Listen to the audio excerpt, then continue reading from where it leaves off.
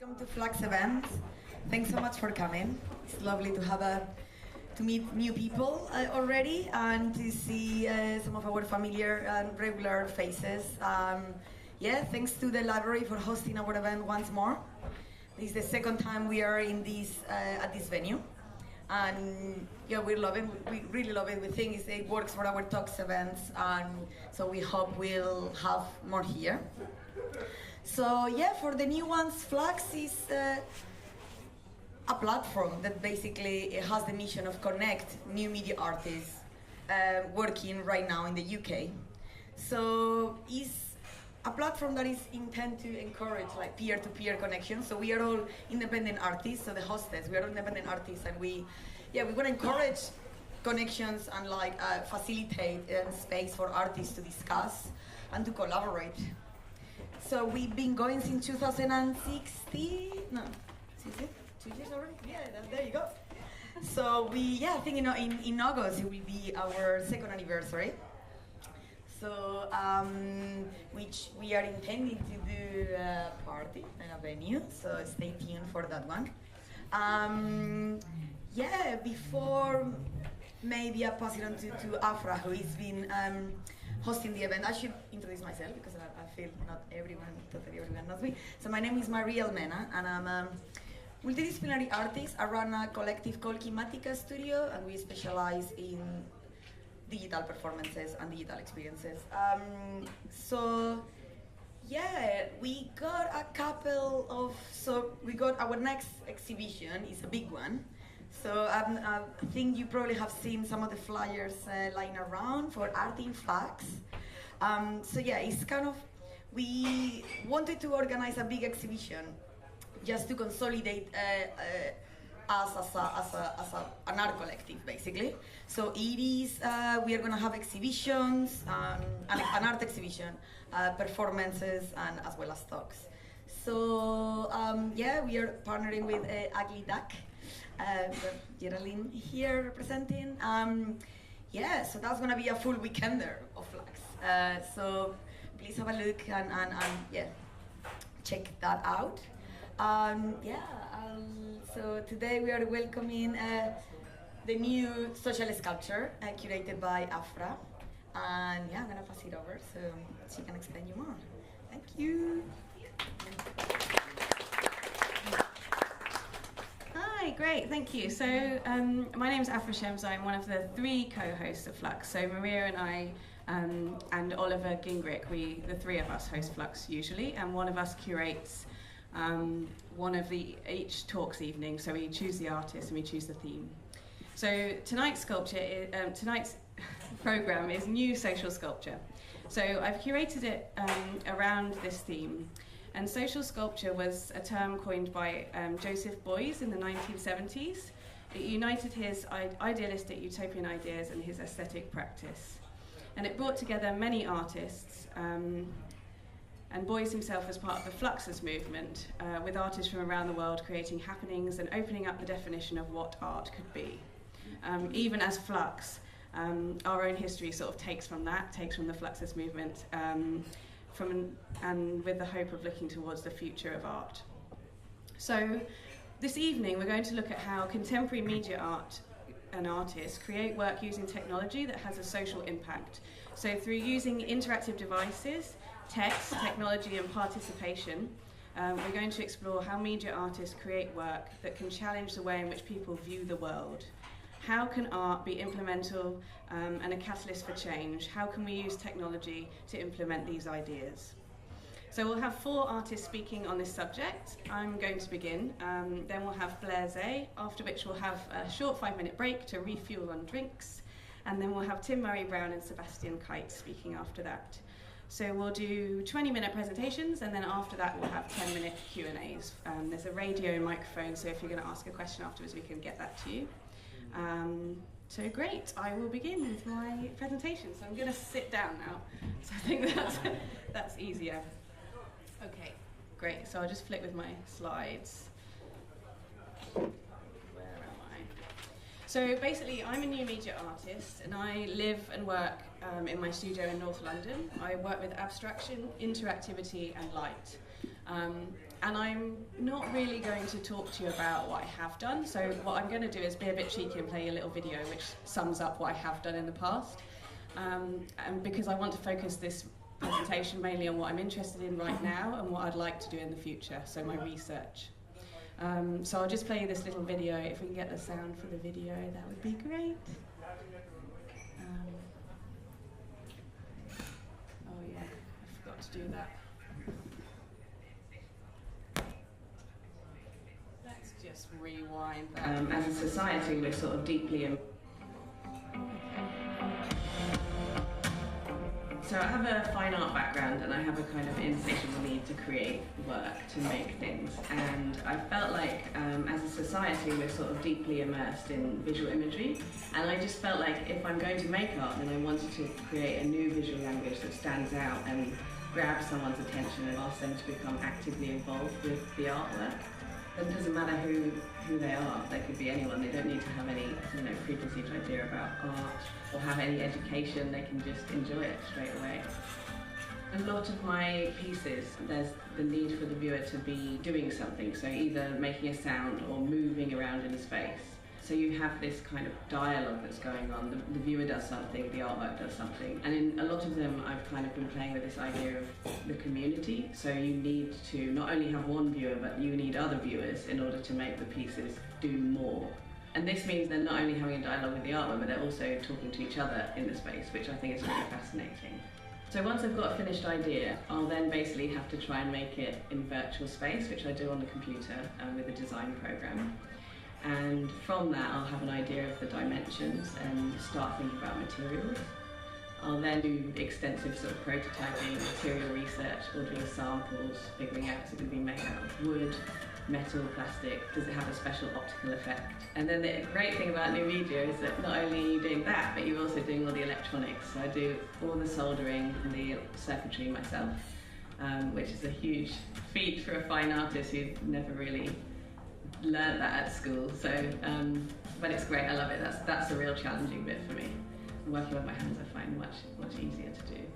But then once you've got a circuit, the materials, and I've got a kind of prototype, I then work really closely with a programmer called Jamie Howard, and we basically make the interaction work. A lot of my pieces have been collected by private collectors for their homes, and I also work with larger brands to create commissioned pieces for them. For example, last year I made a piece called The Heartbeats of Cristal, which is for Louis Roederer, that was in the shard for 3 months. I find new media really exciting because it creates a kind of new way of communicating with people. I think it's quite outdated now to think that art can sort of change the world. I don't think that what I'm doing is going to change the world, but I think it's an interesting kind of idea that artists can be innovators and they can challenge people's perception of not just what art can be, but what life can be like, you know, in terms of design, in terms of architecture, in terms of kind of leading the way forward. I think we're missing that kind of communication with each other and that kind of community, and so that's kind of some of the ideas I'm sort of playing with my work. Thank you. Great. So that basically sums up what's been going on. I graduated from university fine art in 2012, and since then I've been making a body of work, and I create different works in series, and each one has a different aesthetic and a different kind of material feel and a different concept that goes with that. So since I've sort of come out of university and I've been creating work, I hadn't really had a chance to really stop and think about what I was doing. So for about 5 years I was sort of working for lots of different places, working for galleries, working for Connecticut Museum, working for galleries in Mayfair, and trying to do my art practice at the same time as that. And so while sort of trying to forge my way through, I didn't have much chance to stop and think about how I was producing my work. And so 2 years ago, I finally made the jump and became a professional artist. So now I earn my living from my work, which is great and a huge feat. But I had a chance to take a breath, and I took a breath, and I looked at my body of work, and I looked at my practice. And I thought, and I started seeing these kind of issues that I've been coming up against. And so I want to talk to you about those things. So I'm passionate about new media art, technology, innovation in the future, and I address all these themes in my practice. And I use technology, and although it's enabled me to do many things, it's also forced me into a dialogue with our throwaway culture. On the one hand, I'm excited about the possibilities that these new medias will allow me to explore, and on the other hand, I'm really apprehensive about the unknowns that they present in terms of material stability, sustainability, and maintenance. And I think you only really start to think about these things when you've been doing these things, working with these technologies for a while, and you sell something to a client and they say, but how long will these LEDs last? And you go, I'm not really sure, or oh, I hadn't thought about that, or can you give me a guarantee for this artwork? How do I do that? How do I figure that out? And so it's through doing that you start to question and start to understand about creating objects and their lifespan, and sort of questioning these things. So this dichotomy is not only referenced in my work, but it's also within the materials that I use. So I use traditional sculpting techniques to create my work, and I work with physical materials, so wood, metal, and perspex. And I try and seamlessly integrate technology to create my kind of artistic or aesthetic vision. And how I do this, I'm trying to explore the way in which these devices could be used to imagine a better future, one where nature and technology are no longer at sort of battling with each other. They're kind of a harmonious whole, where we no longer have to put our phone down and go off into the countryside for a break, from technology. So I've been basically thinking about this. This is my new slide. This is from an exhibition with Delphine Ortez, who's just sitting at the back there, which we did at Gallery 286. So I've been making a lot of work, and I found my practice to be, of recent, fairly restrictive. So the materials I use are quite expensive. My works take a very long time to produce, sometimes mostly months and sometimes even years. And this means that I create a lot less work than I want to. And I'm just finding things quite restrictive, so I'm thinking it's time for a sort of a leap, a break, something new. So I'm thinking that maybe the role of my role as a media artist is to address these concepts practically in the way that I work. So I'm really interested in thinking about how I can produce work in a more environmentally conscious way. So, so I'm interested not about creating work that is centered around climate issues, but to think about how I can take these things into consideration when I'm producing my work. So when I'm designing things, when I'm working with different materials or technology, that's how I want to kind of tackle it. So, if we think of art as a tool with which we as artists are able to explore and raise questions about our human existence or the lives and society we inhabit, it follows then that we are in a unique position to set precedents and take charge of the way in which we produce our work. Being a free agent enables me to make the changes in the way in which I create my work that will not only benefit myself and my practice, but could lead the way forward for other artists or industries to follow, creating a more sustainable media art practice model. So my research project is called It Starts With the Artist, Solutions for a Sustainable Media Arts Practice, and it will be, it's come from submitting a paper to Graham's at the back here, EVA conference, which will be in July this year. And this kind of, submitting a paper has got me thinking a lot more about this research project.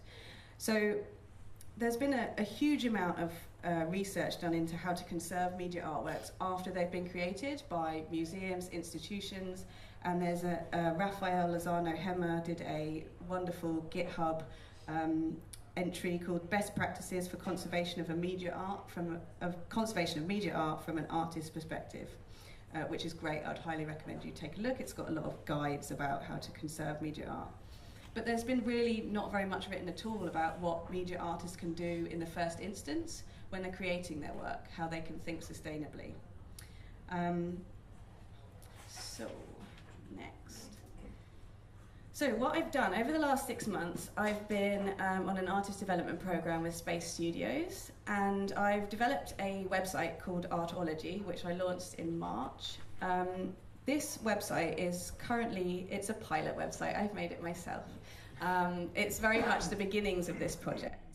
But it's made as an artist resource, a peer-led artist resource for artists working with technology who wish to be mindful of their environmental impact and ensure the longevity of their work for the next generations to come.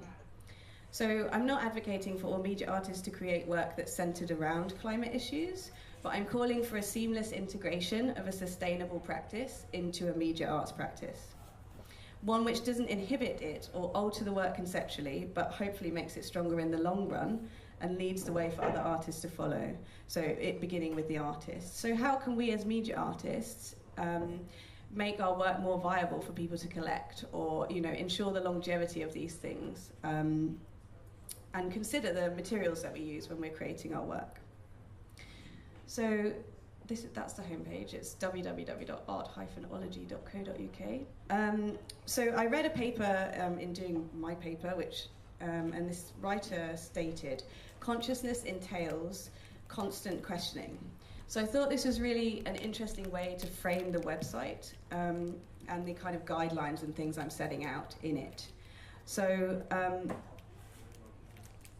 so rather than a site consisting of a variety of instructions for people to follow, I've decided to ask artists to actively engage with consciously answering questions and adapting it to suit their own practice. So basically we've got 4 headings: materials, energy, transport, and conservation, and each one starts with a series of questions that you can apply to whatever project it is that you're working on. And through answering those questions, it sort of guides you into, so this one here says, what materials do you need to make your work? Make a list. What do you have already in your studio? Can you recycle your own materials or art objects? Does it damage the aesthetic of your piece to use a more sustainable material? If yes, can you source your materials from a local supplier, cutting down on fuel emissions? So it just kind of goes on and on and on like this. There's loads of different questions, just to kind of get you thinking about where your materials are coming from, and like, does your artwork need to be huge? Could it be smaller? Like these kind of questions. It's not it, but maybe it's just things that we haven't thought about before. And I certainly hadn't thought about it, which is why I'm kind of sharing it with everybody. Then each subject has links to further reading, which has like articles about sustainable wood supplies, or perspex recycling that you can do at home, or any of these types of things, different resources. And then underneath there's a lot of links to suppliers or engineers that work with solar power, or it's kind of a lot of information. At the moment, it only really exists as a London-based pilot website, so all of the resources are limited to basically my knowledge and my practice at the moment. So what I'd really like to do with Artology is to expand it and create some kind of Wikipedia sort of website where artists can contribute their knowledge, and the website can kind of be updated, and it could become like a worldwide tool. So I was speaking to Tim Murray-Brown, who's going to be speaking later, in a cafe when we were collaborating on a project, and he said, "Oh, you're really interested in this kind of stuff. You should look at Alan Watts' Art with capital A, his essay, where he talks about, he imagines a world where the workers are liberated by machines, where art and life become one, and the world becomes a utopian environment free of slavery to the system." So we were kind of talking about how art could have a function, or be something more than art. So maybe, one where art has a function to perform a greater social betterment, which is basically what this whole kind of thing is about. So I'm really interested in this. And through my research, I came across this studio. It's called Michael Singer Studio, and these guys have basically been making public art, architecture, landscape and planning projects into successful models for urban and ecological regeneration. So Singer's work has merged much of what was once seen as separate entities and kind of combined them all together under the remit of the studio. And I think it's absolutely fascinating, and this is kind of maybe a sort of step into where I want to take my practice in the future. So this piece, it's a huge garden, was made for Altera Institute for Environmental Research, and It's basically a series of sculptural spaces that are built inside a building complex that are designed to be the heart and lungs of a building. So not only does the space look incredible, but it also cleans the air and filters the water and provides an effective climate control system for the whole building. So this is Stuttgart Memorial garden, and he's created a number of wells and pools within which are housed stone sculptural forms, and he uses the water from natural springs converging on the site to pass through the stone, moving from one part of the garden to the next. And this is highlighting the passage of time and functionally cleanses the water as it passes through these different materials. I feel like Singer's studio's work is really complex, and at the same time it has pure abstract simplicity in the design. It's functional, providing much needed systems for inhabitants and communities surrounding it, but it still carries the effortless quality of art and sculpture. So this is an ingenious way, I think, of integrating art and life, and perhaps a way forward for the next generation of artists.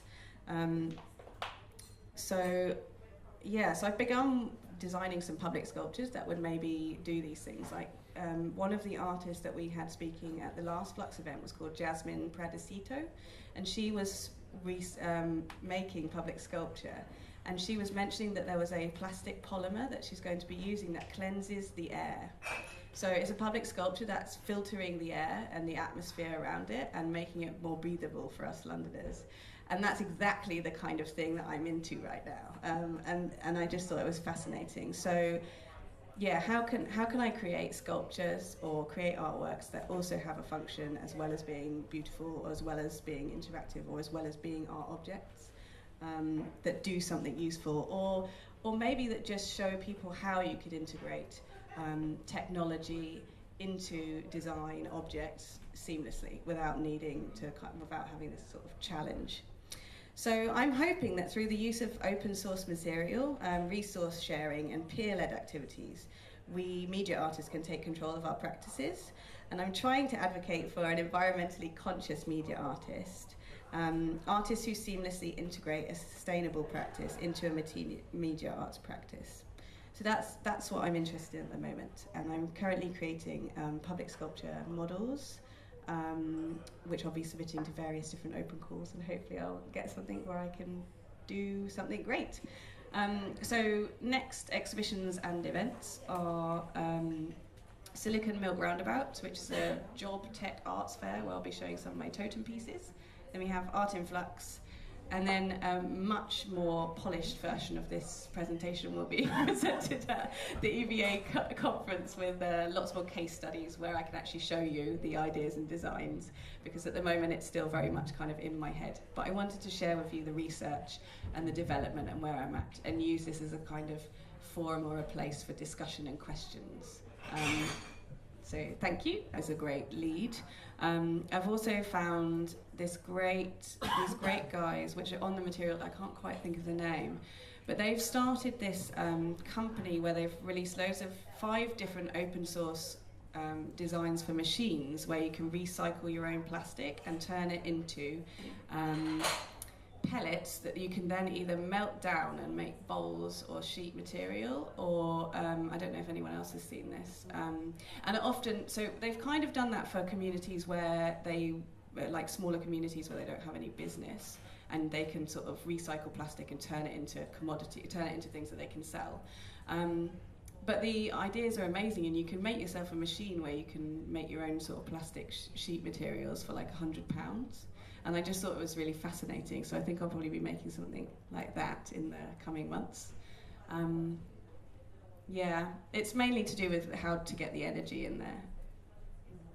So it's a lot to do with like solar power, or how to do that gracefully, or how to gracefully get power into the sculpture. So maybe somebody turns something, or you have something very high and the weight of it kind of falls down and it powers the sculpture, or you use wind, or you know, so it's sort of working with engineers, that kind of thing. So give a bit of Right. Anyone else got a question? Yeah? Hi. Oh, yeah, you did get one. Okay. It's really just a suggestion for your lovely new website. But as well as having a list of suppliers, what might be an idea is if you had a list of people who have an expertise in some particular area that is to do with what you're talking about. You know, it's like, as you know, I've been doing a lot of work on very long-term photographic digital image conservation. Well, if you can have my name in there, and if anyone was interested in that particularly, then they could get in touch with me. There's got to be lots of other people in this room and around who've got lots of other expertise who'd be quite willing to help. And it might as well, just having suppliers, have people who you can run to for help, I think could be something that would be worth adding to it. That's all. But because it's such a brilliant idea, the website, I'm all for it. So well done. Thanks. Yeah, no, absolutely. That makes perfect sense. Maybe we could do that for FLUX as well. Yeah, that's a great idea. Well, I mean, we all ask, you know, we sort of open it out to the forum, don't we, if anyone needs any help or if anyone's got any paid work on the groups. But yeah, I mean, that works really well. Yeah, I think the more ethical way of creating new work is having the right resources, and resources, yeah, when you don't have to like ship things, you know, from like China and you know how to do.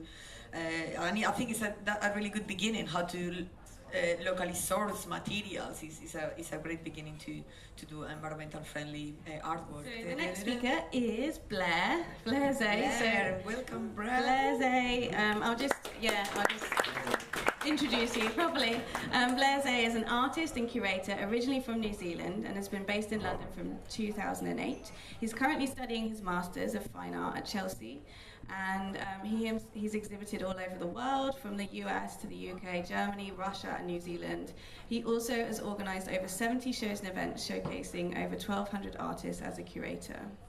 So Blair Zay researches the changes that have and are occurring in society and observes where artists have placed themselves within these conversations historically, presently, and could do in the future. So I will pass over to him.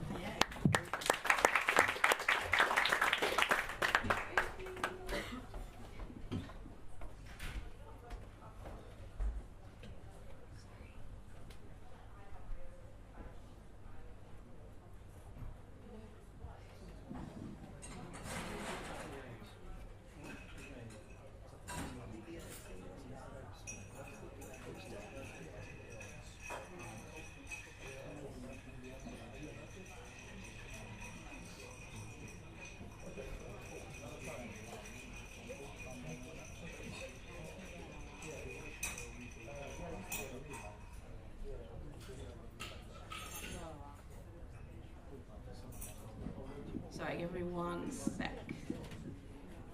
It's coming. Thank you. Sorry. Hi guys.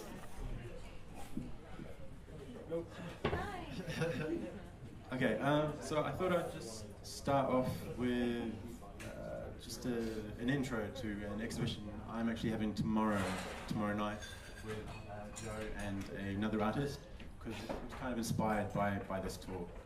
So yeah, I'll just start with the introduction and then sort of move through my artwork over the last 9 years. So artists have always had the ability to stand outside of society, to become the conscious observer, to stand over the mundane, to be social commentators, a voice among the din. They are the seekers and seers of anew. They are conduits of social change. So I'm just going to go through some of my work. Like I said, from 2009, this is my guerrilla wallpapering, which is kind of, so what I would do was roll out about 6 to 8 meters of wallpaper and then write a single sentence on it, and then put a gorilla mask on and run around London sticking them up. Yeah, so the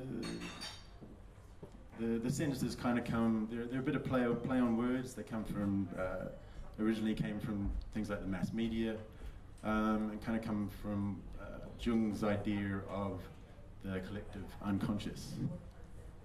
Here's one of them, post-no bills, I can't afford them. It costs a lot to be free. You can see me there with the gorilla mask on. And I've got this, I heard you, obviously spelt wrong, but it's again play on words, which I can hopefully show you if I can work out the video.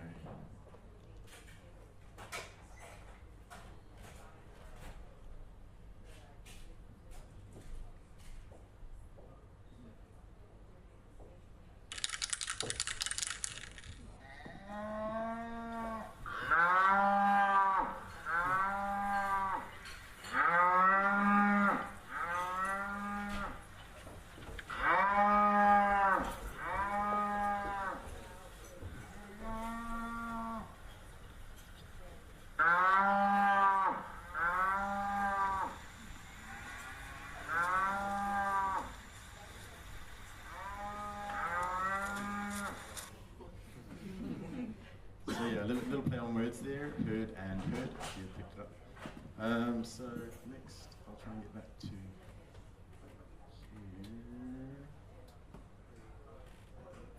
How do I go full screen? Play.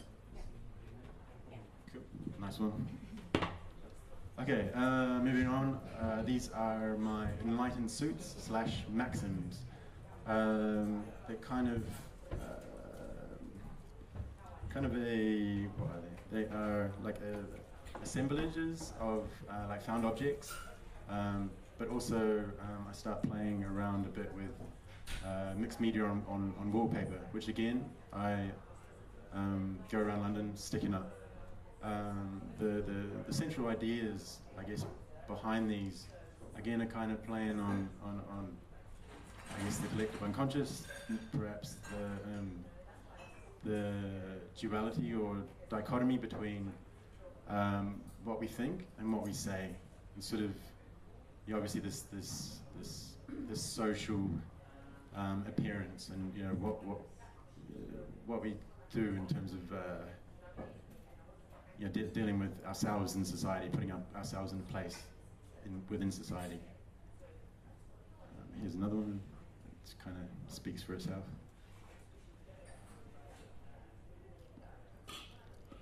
So also with these, a quite sort of special part of them is the light bulb themselves. Obviously the idea of becoming enlightened. I call these like my enlightened suits. So they're kind of a blowback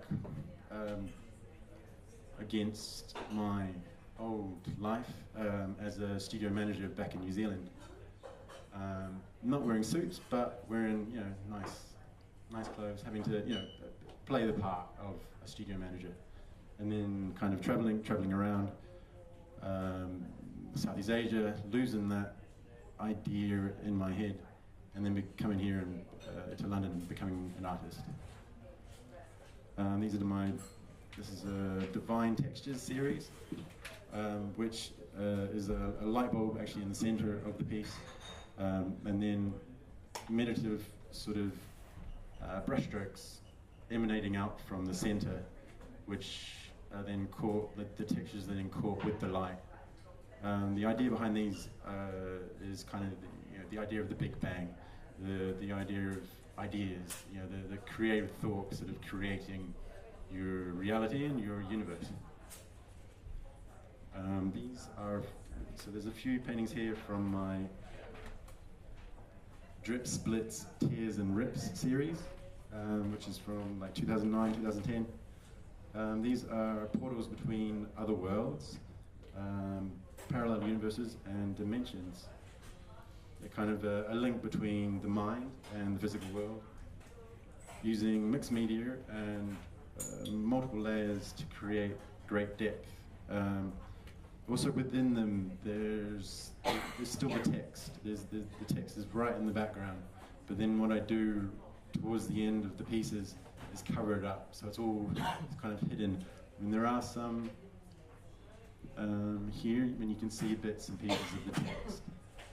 In this one, obviously, you can see the text all around the outside there.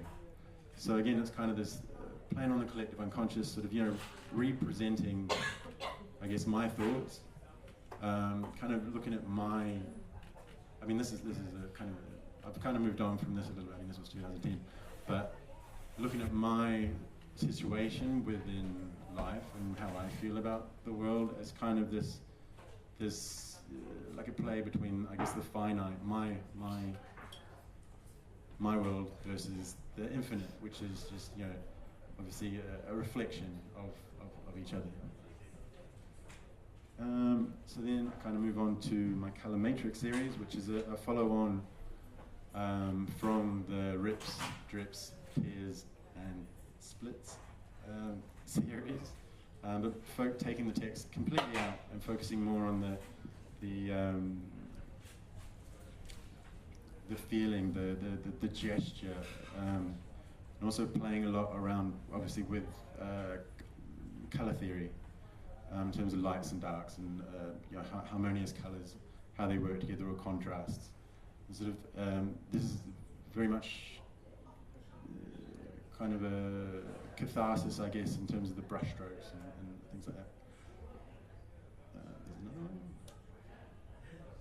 one. Then moving on to my Bespoken series, which again kind of flips the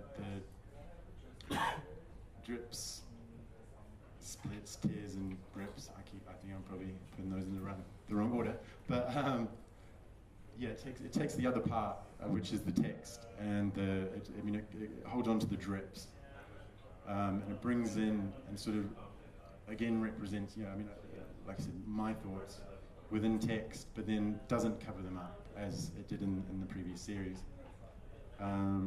Again, I'm bringing in these sort of found objects, you know, like the exit sign. It's a real exit sign that works. And it actually only turns on when you turn it off, like an emergency light. Again, here's another piece. And another one.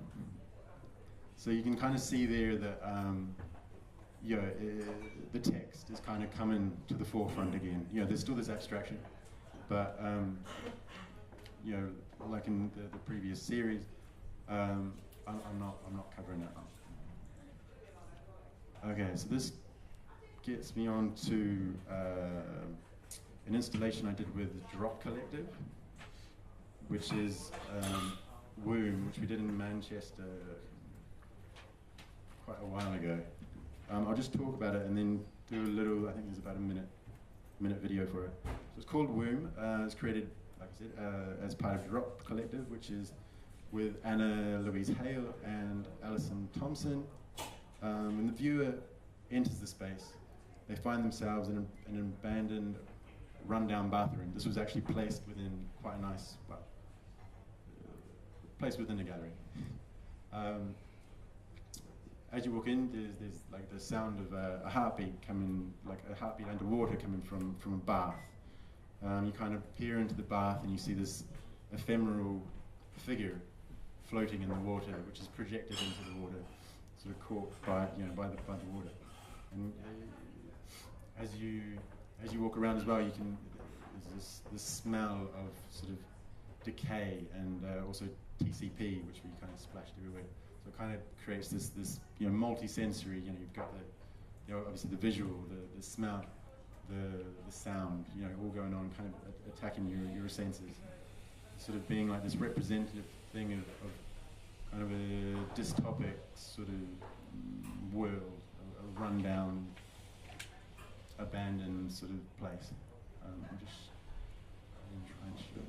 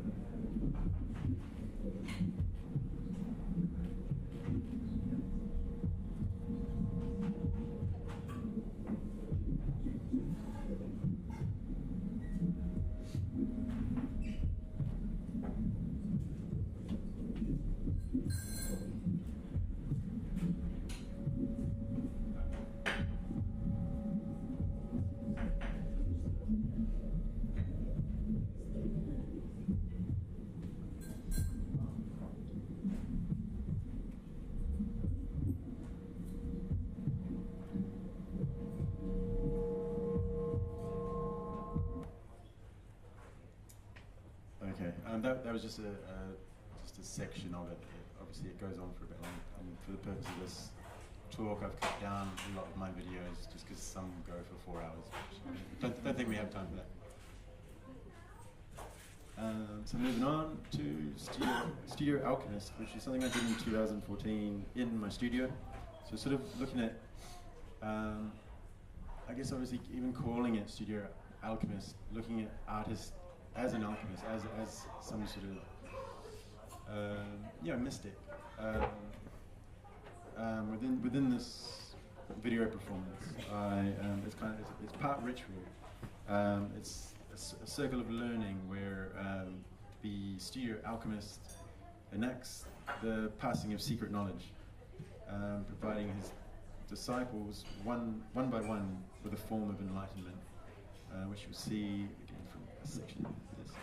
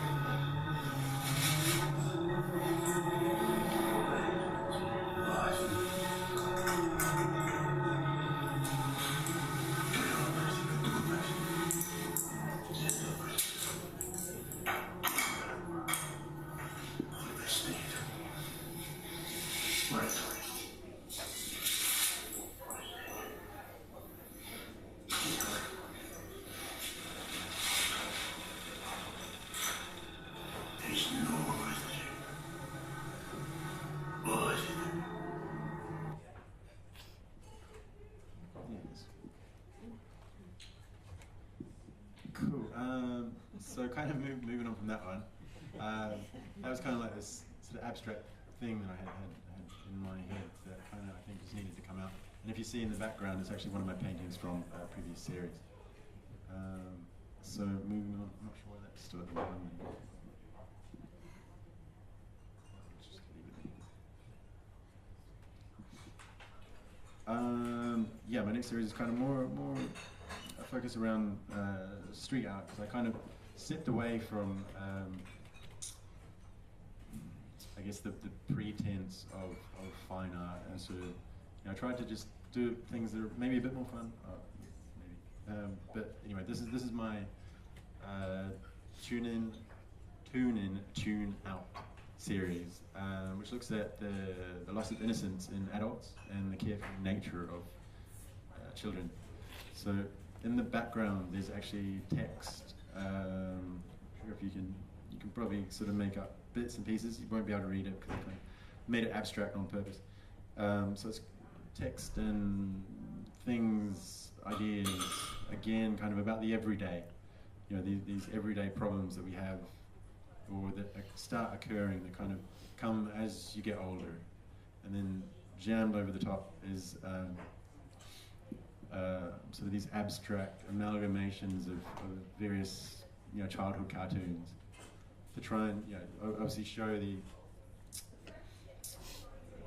to try and, I guess, show this loss of innocence that happens in the progression to adulthood, and the worries that we kind of come up with. This kind of is a bit of a depressing piece, to be honest, but it tries to make fun of that in a way. It tries to kind of pull back to this innocence, this fun, this comical sort of idea. Jump in again to sort of street art, which this is my Quantarai, which again, like I said, kind of this step away from the pretense and the egos of and the context, the over-contextualization of within fine art, and also stepping out of my studio. This was done in Austria, for example. I mean, I've done them all everywhere: Germany, New Zealand, Hungary, a lot of Europe. The idea, they're called Quantarai, which in a way it very much relates to quantum physics, quantum physics, And the eye, I guess, in a way, links in part to the all-seeing, kind of all-knowing eye, you know, which is kind of, it gets kind of everywhere. This is a skate park in North London. Now I'm kind of moving on to some more work that I'm now doing at school. So as Afra said, I'm now studying my master's at Chelsea. So kind of getting pushed into doing a lot, or at least, you know, giving myself the time to really reconnect with myself back as a fine artist. I mean, going out on the street and painting, you know, it's great. But I didn't feel that the eye, or you know, just going out and having fun was saying enough to the world. So there's two. There'll be two videos. I'll kind of go through them, but so these are kind of they're called my in situ paintings / stream of consciousness, which were live performances, which are captured on CCTV and on an SLR camera, and also an action cam, which I had just on sort of like as a sort of a point of view camera, which like I said, so streamed directly to the internet, live performed within my studio. The performance are symbolic of rituals or initiations, some kind of like a call to a secret society. The words and text are set to enlighten and awaken the viewer. An attempt to instill a type of esoteric knowledge. The masks again, so I'm kind of playing with this, you know, going back to the gorilla mask. I mean, I in part in this I do use him, but just that play of masks where it kind of allows you to kind of be this. Obviously, you know, I'm showing myself through video. You know, I have sort of CCTV cameras set up in my studio, so you get me from every angle. But then also hiding my face. So then it kind of allows me to then step outside of myself or replace my normal self somewhere else and become this character, this more primal, this more free creature to create. So that's a clip just from one of the videos. This is like a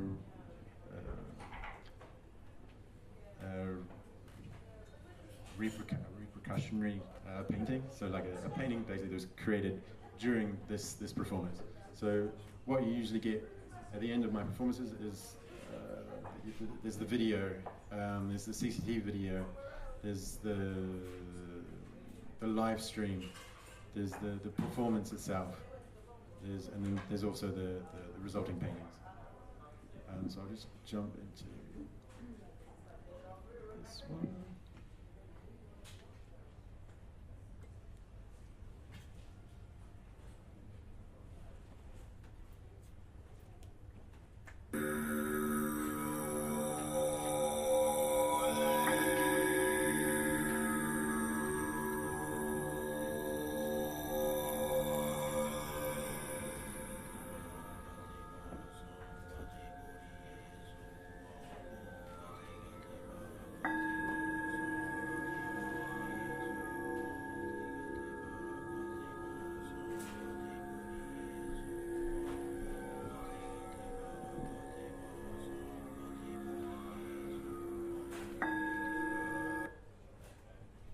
Cool. So, like I said, it goes on for about 4 hours, so we'll save you that. But the idea is that kind of it progresses over a few days or even weeks. Every so often, I just jump on Facebook and do a live stream. It's interesting using sort of technologies and stuff like this, where it's instantaneous. The idea behind that is that obviously, you know, it is this direct portal from my studio to the rest of the world, to the internet. Yeah, and just like the play between sort of, I mean, as a day job, I also put together a lot of the theatre sets and things for the West End. So this play between reality and the stage and theatre, and there's these crossovers between kind of realities. It's something that I do really like playing with, and especially the sort of societal sort of person that walks and goes into the tube, as opposed to the person that's at home. That's where is the real self that kind of hides. I'll go back. So this is just a shot from the CCTV cameras, and this is one of the resulting paintings. Again, you can kind of see this influence from my Bespoken series, where the text is. I mean, it still has obviously this street art influence as well, using spray paint and graffiti inks. The text is becoming more and more prominent. It's attempting to tell you something. I'll show you the other video. So this is mostly shot with CCTV and with the action cam, so the quality is not great, but that's kind of part of it.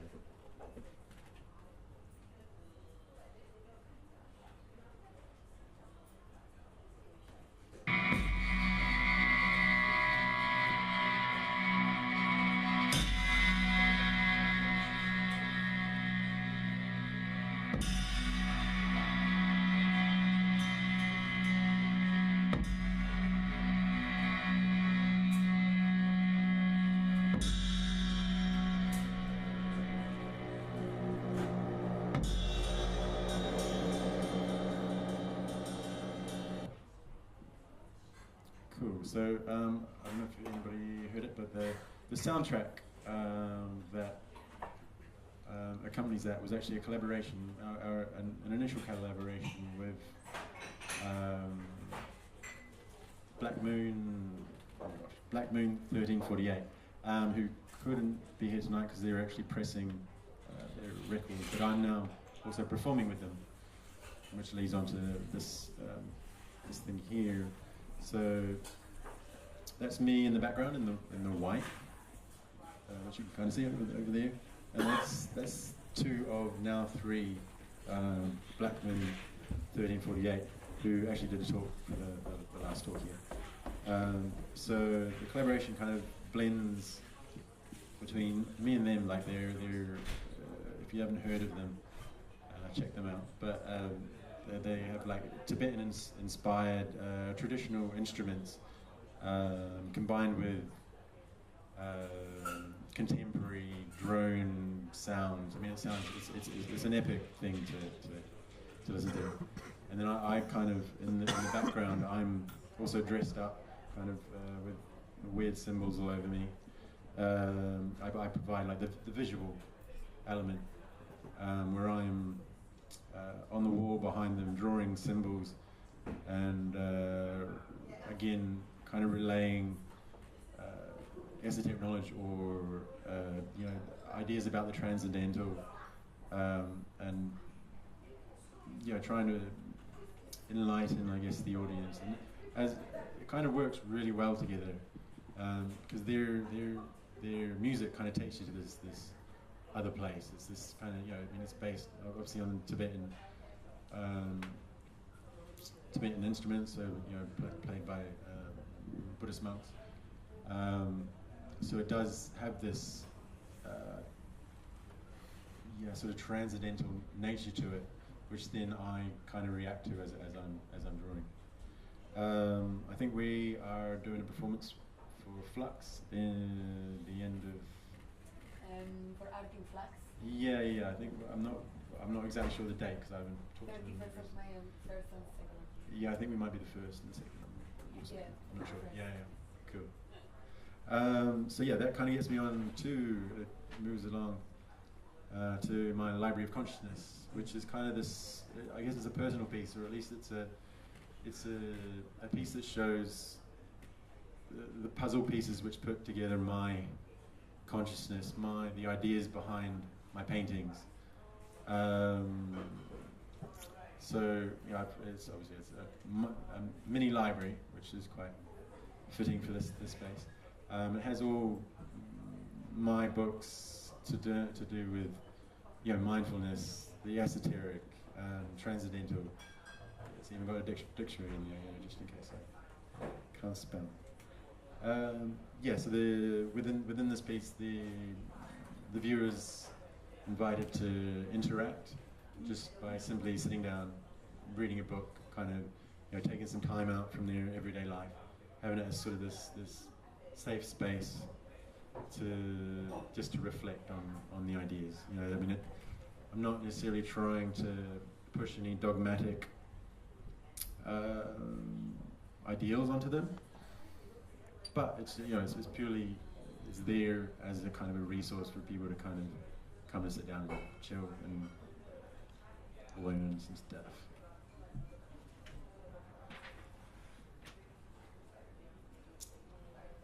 Okay, so this kind of moves on to this piece which I did at the beginning of this year for our interim show at Chelsea. Again, it kind of plays with this the idea of the illusion of theatre. It's using found objects, not a very good photo to be honest, but use found objects. So this is like real rusted corrugated iron that I found, sourced from actually around where I live,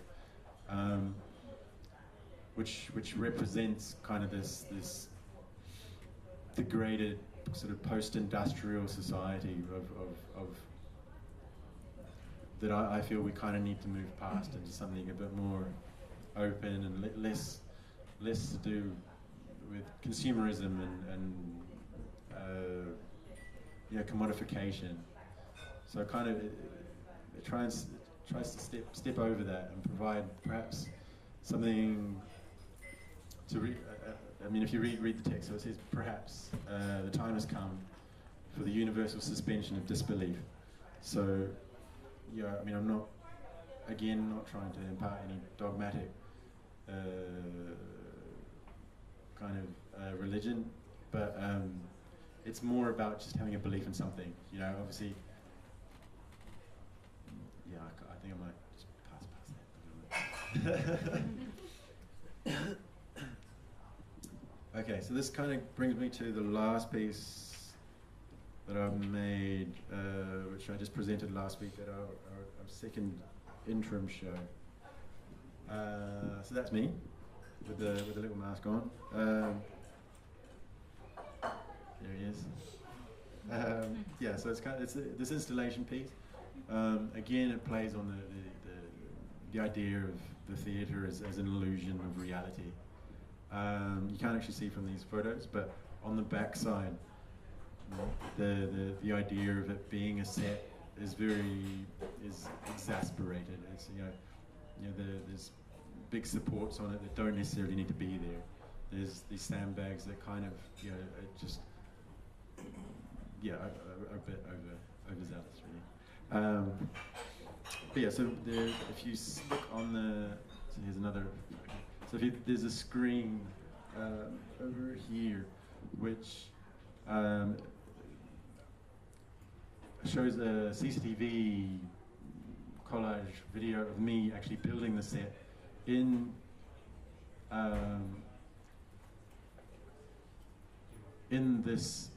the white suit.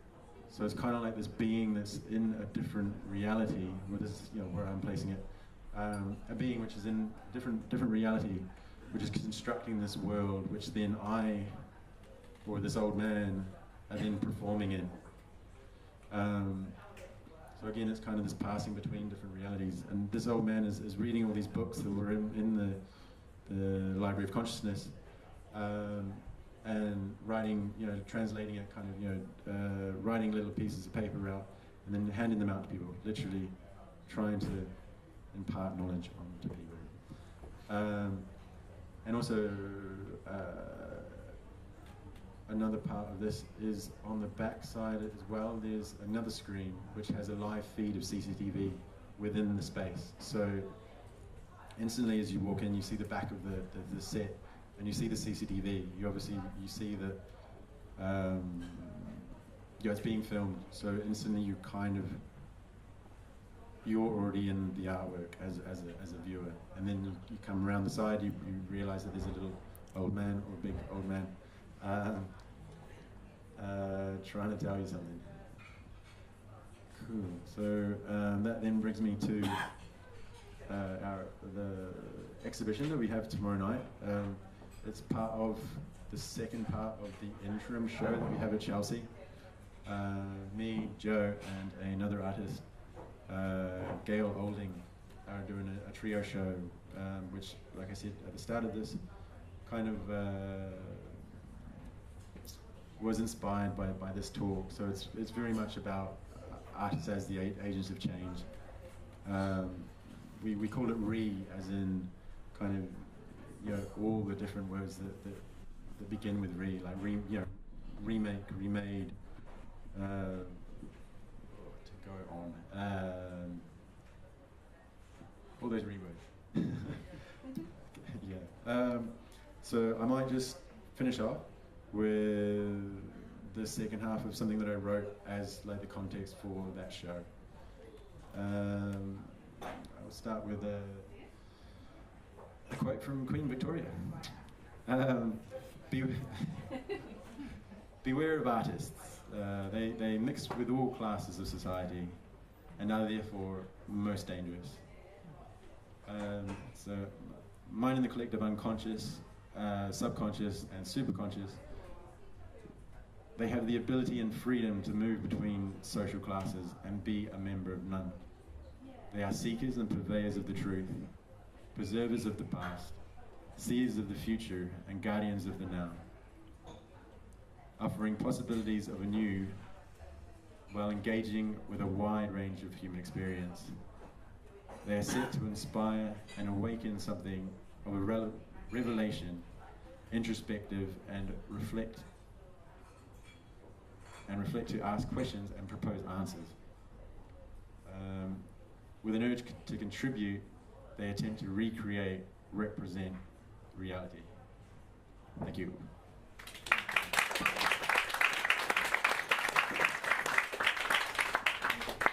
Thank you, Blair.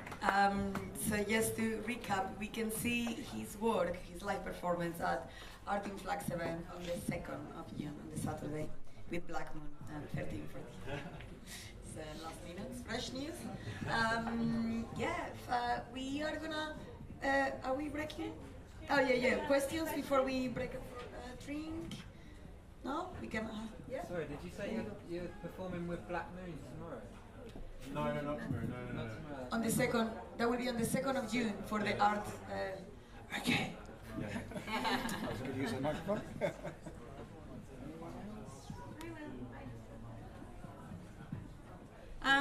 So you say that when you produce work, it's almost kind of meditative in nature. It sort of brings you into a sort of meditative state. Or certainly with Black Moon, there's like an element of that sound kind of taking the audience or taking you into that. So I'm interested because obviously there's a very academically considered like vibe, there's a huge thought process. You're even having the Library of Consciousness is great. I'm kind of quite interested to see that.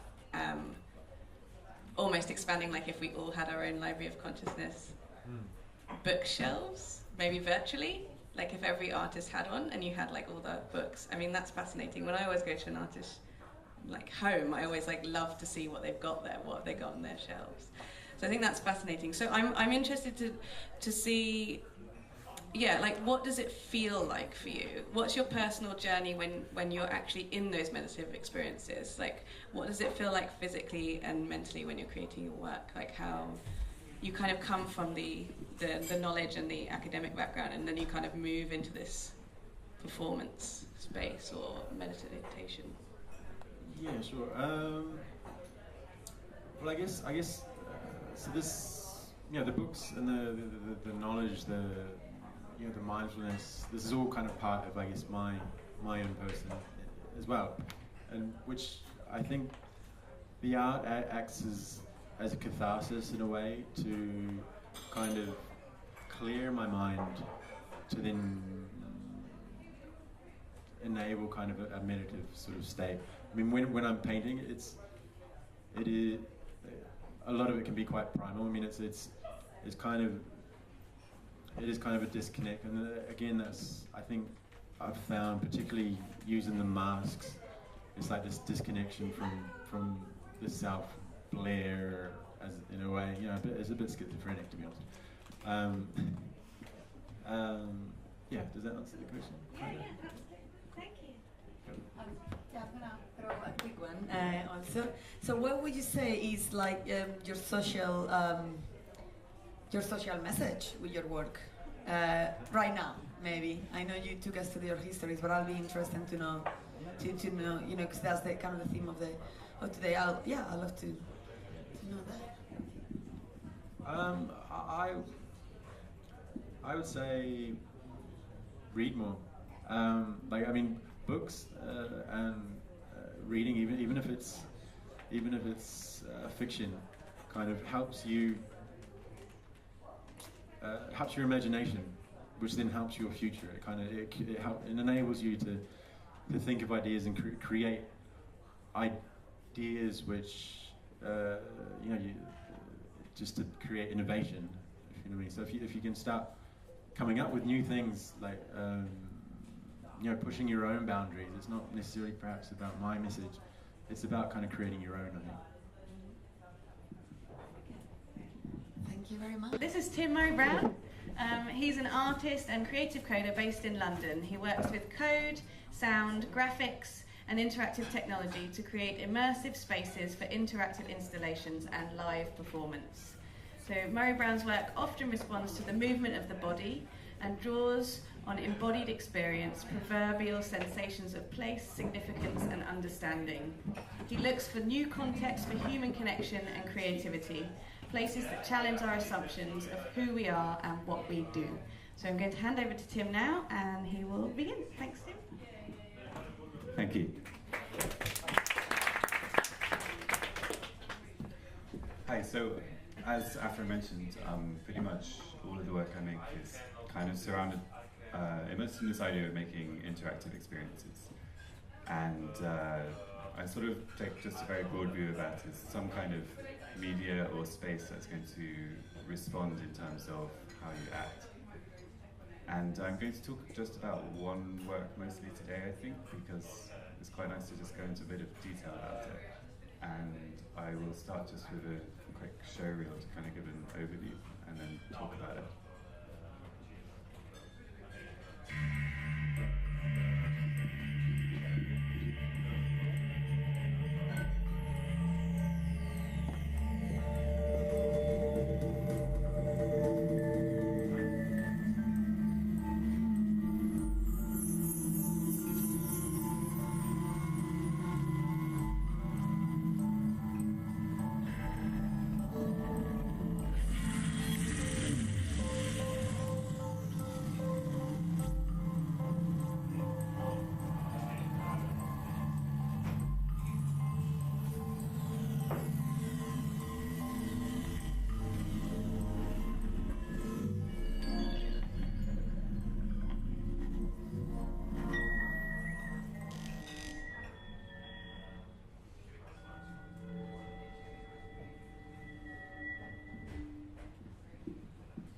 Okay, so that's like everything in 1 minute. But the work I want to talk to you about today is Cave of Sounds, which I've actually just come from a plane today from Athens where we were showing the kind of finished version of his work, and it's a piece that's been going on for the last 6 years or so, and it's the first public thing. So it's really fresh in my mind, and I'm really sort of interested to share some of the ideas and journey that's gone into it. And so I actually, as my undergraduate, I studied maths and computer science, and that's kind of how I sort of learned coding and that aspect of things. And after that, I did a PhD on interactive music systems at Queen Mary. And I think one of the sort of experiences that kind of fed into this was my own sort of musical journey. So I'm not really a performing musician, but I sort of make music and I enjoy music. And when I was at university, I got involved in a kind of free improvisation group where we would just go to, say, a studio or a music space or an auditorium with a few instruments and just kind of play for 4 hours, 5 hours without talking, without any kind of structure or anything, and just get into this meditative space where we were really connected to each other. And I found that totally mind-blowing when I first discovered it. And I sort of made a really strong connection to the people I was doing it with. So when I was doing my PhD and I wanted to look at interactive music, and like particularly with interactive sound installations, and I kind of had this issue that I sort of had this vision in my head of what I wanted to experience, and I never really found it anywhere. I could never really involve myself in a lot of the work which I came across. So I did involve myself, but just not quite to the immersion that I was looking for. So I kind of made the topic of my PhD sort of how can I make interactive music more captivating, which is a really broad topic for a PhD, and it was like quite complicated to actually make that work with the process. But it took me down a lot of interesting routes. And one of the sort of questions I really found myself coming up against is, what is music? And like, why do we do it? And why do we enjoy it? And it's a really huge question that goes into lots of different disciplines, and that there are loads of different people trying to answer this question from different perspectives. So some researchers sort of putting people in MRI scanners when they listen to music and looking at which parts of the brain light up and trying to reason about the pleasure of the experience from that. And other people sort of taking musical scores and doing a statistical analysis on it and coming up with theories about sort of probability and expectation. One of the things that really sort of grabbed my attention was this kind of more anthropological perspective on it. And there was a writer called Christopher Small who had a book, Musicking, where he kind of really deconstructed what goes on in some kind of musical ritual or musical event, be it, say, going to a classical concert or just walking down the street listening to your iPod and all of these things. And yeah, so Small's perspective, he's a bit of a controversial figure because he's one of these people that sort of has one idea and like makes everything about that idea. But what he really focuses on is the kind of social event that's happening. So when we go to a nightclub or when we go to a concert, what's going on between the people? Like, what is this kind of collective activity going on? Who is deciding what happens here? And how does that reflect on us as people at the event? And he goes a bit further and sort of argues that all the kind of musical practices we do are a kind of celebration or reinforcement of the kind of society that we live in. And I think it is a little overstated, but it's a perspective that kind of really shifted how I look at a lot of music and musical events. So to give you an example, this is a kind of big rock concert in a big stadium with thousands and thousands of people. And this is an illegal rave in South London, I think from last year or a couple of years ago. And this is an Irish folk session in a pub. And in the kind of folk session, anyone can just turn up with an instrument and play. But you can't just play anything, you play a very sort of established body of music. And you can't really play badly without getting a bit of stick from people. It's not like a sort of anyone can do anything environment. It's like if you're not playing well, then you'll hear about it. Yeah, so, I mean, I guess I chose these examples because you can't, to me originally, I think I kind of saw these two as kind of modern contemporary music, how we kind of live life in mainstream culture today. And this is a kind of traditional artifact or something, you know, it's like a tradition that's been carried on and people are preserving. But when you take this kind of other question, which is, what is the sort of social order that's going on here? Where are the decisions being made? And how does this sort of reflect a kind of relationship or a way society could be constructed? And in the folk session here, you've got a very sort of open community space, and the way this event pans out is kind of determined just by tradition, but also just by the decisions of everybody around.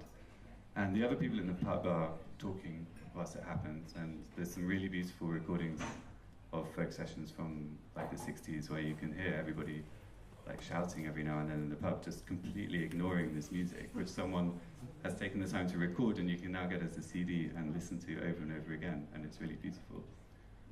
And these people are probably friends as well from playing this music together.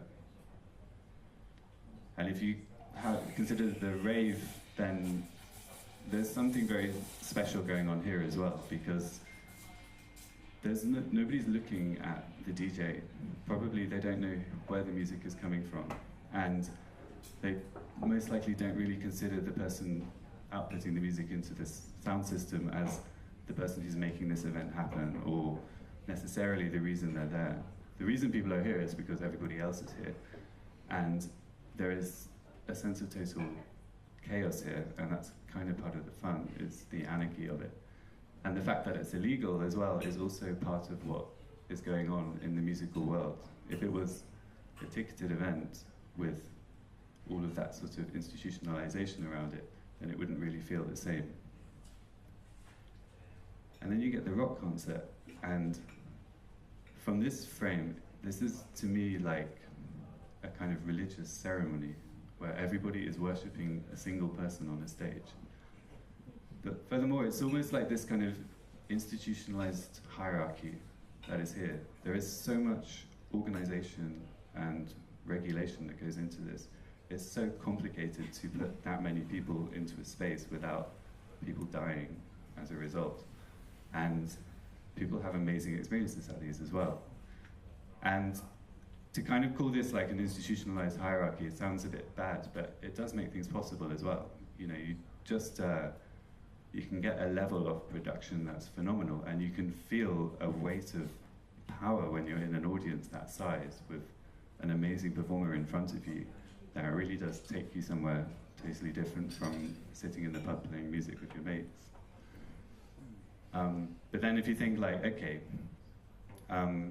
if I was going to send my kid to a school and one of these three was the school, like which one are you going to send them to? Probably this one, I guess. But then if there's a war coming and we need an army, which is going to be your army? It's not going to be these guys. And it's probably not going to be these guys, it's going to be these guys. And each of these kind of different practices, they kind of have their way, you know, they have their place in our society in a way. And sometimes they kind of show things that maybe are a bit ugly, but are kind of necessary, or they show things that kind of impress us in a way that we maybe aren't so comfortable with, like being impressed by power or order or things like that. So anyway, these kind of like ideas were feeding in when I saw this film, The Cave of Forgotten Dreams by Werner Herzog, where he kind of, it's all just about cave paintings in France going back 30,000, 60,000 years ago. And it also includes musical instruments that have been found, like a flute that's 100,000 years old, that was discovered like among the same area. And this like linked together along with some of the Small's ideas, and Small borrows from this philosopher Bateson, who talks about dance and music as this kind of abstract space where you can explore relationships and do things that maybe you can't do in a normal life, and kind of use it to just sort of test things out and try things out without having real consequences. Like you can dance with people in a way that's quite provocative that you wouldn't really be able to do in normal life, and kind of just get a sense of like, okay, what's going on here, without actually putting yourself on the line and having to deal with the consequences. And you can go a bit crazy, and you can show off, and you can feel just part of a group and all of these things. And I just had this image of people in caves 60,000 years ago using music as a way to kind of forge this very first kind of human society where we develop this ability to be out, say, hunting, as we always imagine the cliches of cave people, like hunting animals or fighting other cave people, but in a way where they're so connected with each other that they just understand what's going on. They understand when someone's going to step forwards or someone's going to step back, when someone can take a role of leadership, because they're actually in some kind of space of shared consciousness. where you don't need to say things, you just understand what everyone else is doing. And that is something that we get through music. So the Cave of Sounds is the piece that came out of this, and all of the media, because I've just come back from Athens showing it, all the media I have is from last week, and it's all really, well, the videos are really rough, and they're just like phone videos, because we're still processing it. But anyway, the project started in 2012, and the piece itself is a sound installation, an interactive installation with 8 different musical instruments, and they're all arranged in a circle, and they all face inwards. And each instrument was made by a different person, like a different artist, as part of this process of creating an ensemble together. So every instrument's got its own personality and its own an individual's take on what it means to make music in a different way. And as an exhibition, it's just put in a space, and visitors to the space are invited to come and play with very minimal instruction. Like each instrument has got about 4 or 5 words just to kind of get you started on it. And then we just kind of see what people do and how it pans out. And there were 8 artists who made the instrument, and then over the time the team has grown a bit with like other people helping on the production and the set. And there's a really sort of nice parallel story that I could tell about the process of creation, because there's a lot of really amazing lessons that came out of that. But in the sort of topic of social sculpture, I want to just talk about the audience experience and what we feel, or what I think happens when people experience this work, and what we want to happen.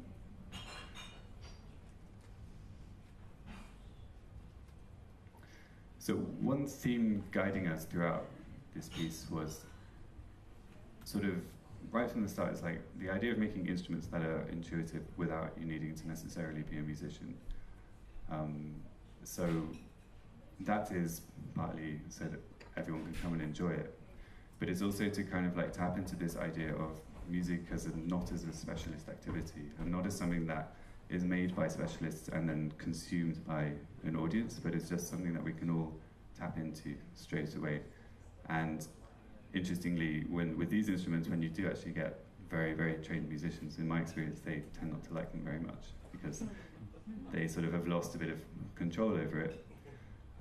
So they're all sort of they're not simple instruments, but they've all got a very sort of easy entry point.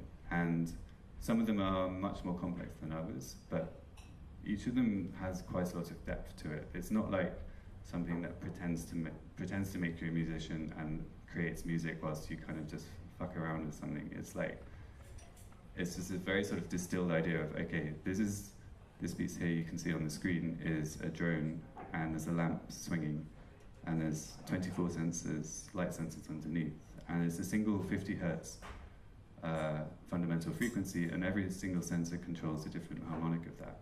So as you go right down to the bottom, you hear the bass sounds, and you can get this huge like range of timbres on the instrument. You can't control the note, you can just control the timbre, and that's what that instrument does.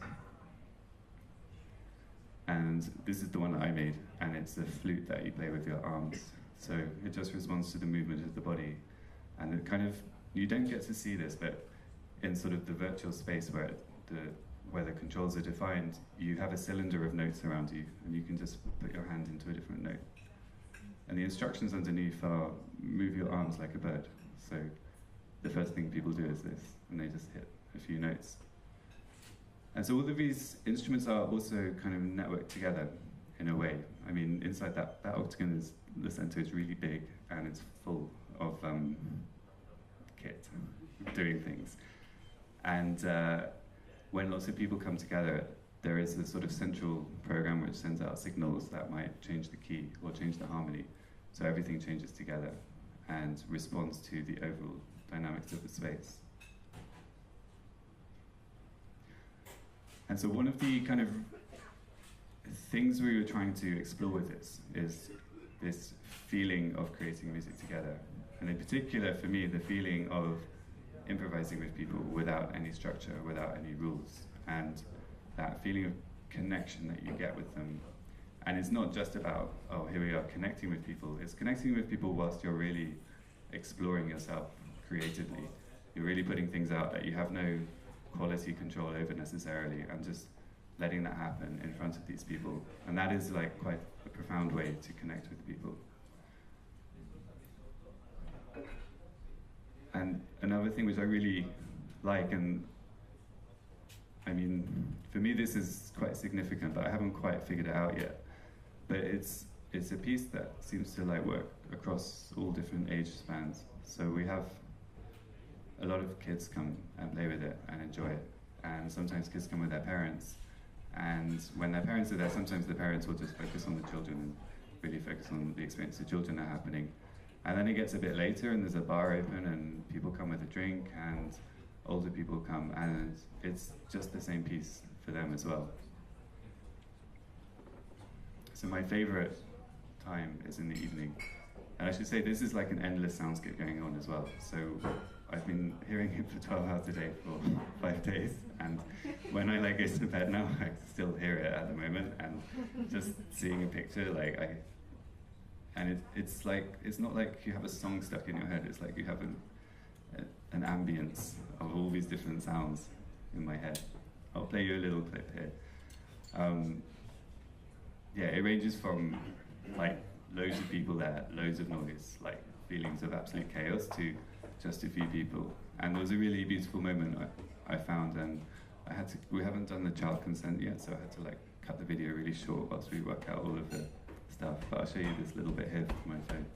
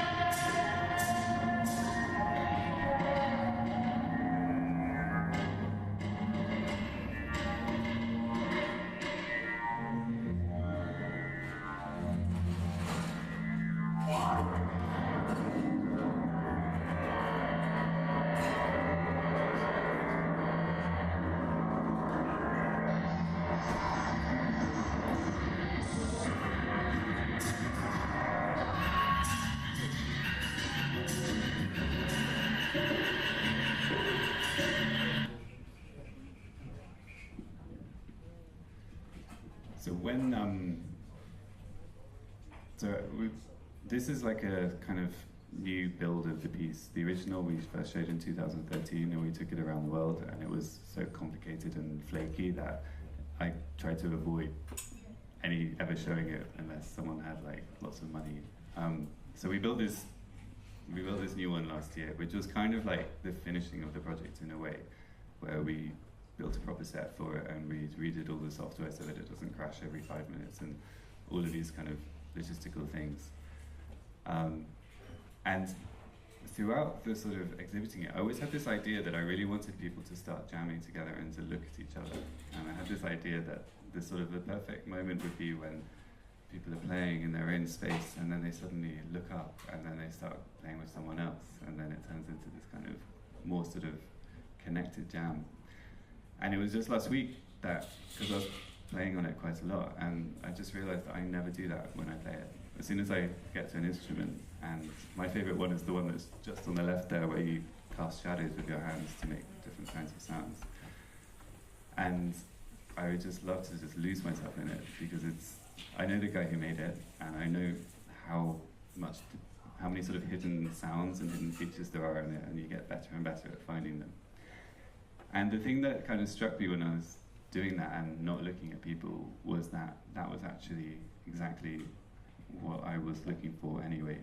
And I was just thinking back to being in a big auditorium with some friends sort of 10 years earlier, like making different sounds, and we didn't look at each other, we didn't talk to each other, we just listened and shared a space and made sounds together.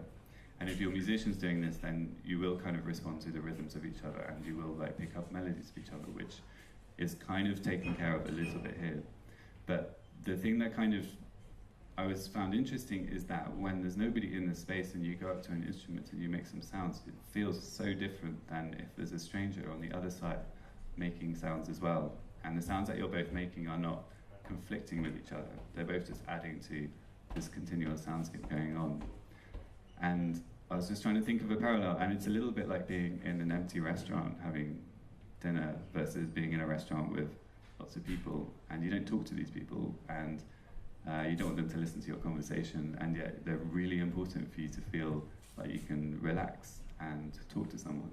And if you're in an empty restaurant talking, it's a very different experience. There's just something about that collective energy of what's going on.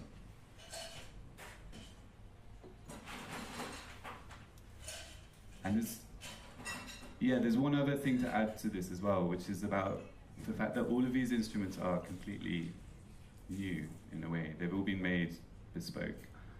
Some draw on different ideas that have existed before. But one of the consequences of that is that there are no kind of experts who have established how these things should be played. And in a sense, it kind of puts everybody down to the beginner level. And I think there's something quite liberating about that, in the sense that if you don't play piano and you see a piano, you can have so much fun with it, except for the fact that you know you're really shit at the piano. And if anyone heard you, they'd be like, oh, you think you can play piano, do you? I've heard you play piano. Which is just total bullshit, because that's just like a kind of conditioned response that we've gradually developed. And if you see a child with a piano, you'll realize, like, no, there's actually some amazing stuff that you can do just with this fantastic tool here. So this kind of lack of experts, and it also kind of, for me, connects back to this idea of prehistoric music, where, and I'm not an anthropologist, I just imagine stuff and make it up, but I find it really inspiring to do it.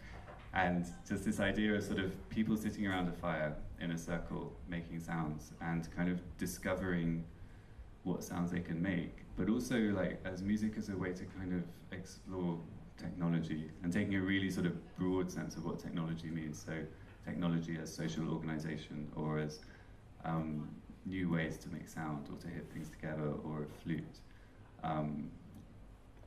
It's that spirit of like curiosity and play and excitement, rather than the spirit of specialism and industry and making something for yourself and being successful. I have a little time lapse because it's social sculpture night. These are the volunteers from the festival at a moment when it was quite quiet.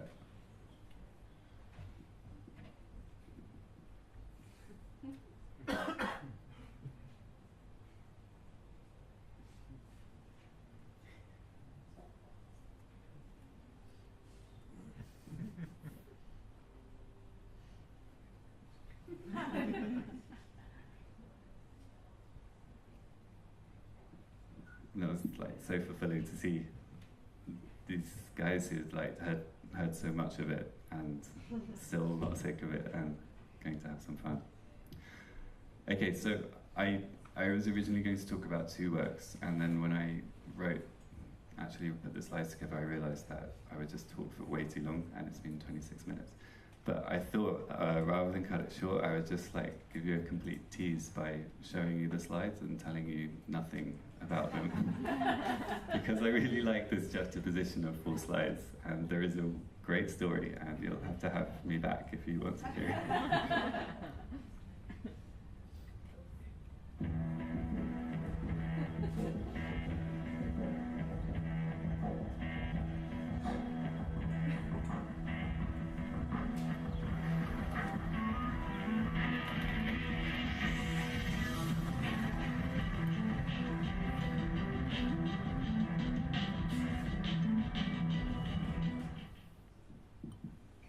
Remember that? Yeah. Someone from the UK, yeah. That's like the ident for Channel 4 from the noughties, or one of the series, and they were so good.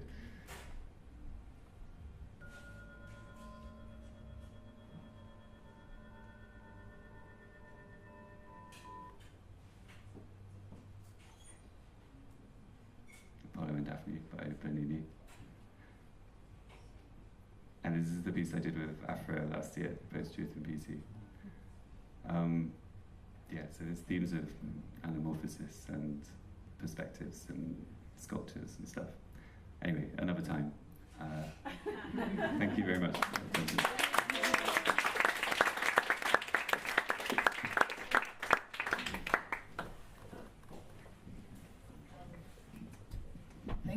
Wow, fascinating. To hear what you've been up to. Actually, I was lucky enough to experience your Cave of Sound piece when you exhibited at the Somerset House, and I can say I totally got in, really immersed in it. You were also there. We were there together, and we Oh, met yeah? him then. All that time ago. Very first one. Oh yeah, the very, very first one. Yeah, the one in Barbican. That's it. Yeah. So yeah, it's fascinating to see the evolution, and I really enjoy to hear the background of your interest about sound, and I would like, where the community, of people are, enjoying sounds and playing sounds. I think that's fascinating, and it's something that in our culture is very driven. Like everyone, it's almost one of the common things everyone has. They will always like music, any kind, different kind of music, but the sound. So yeah, that was really fascinating. I don't know if anyone has any question that you want to throw. Yeah, there you go. Hi, I absolutely loved your talk. Amazed at your work and admire how you think. This might be a strange question, but I would love to hear what somebody like you would say. Why do whales sing? That's a really fun question.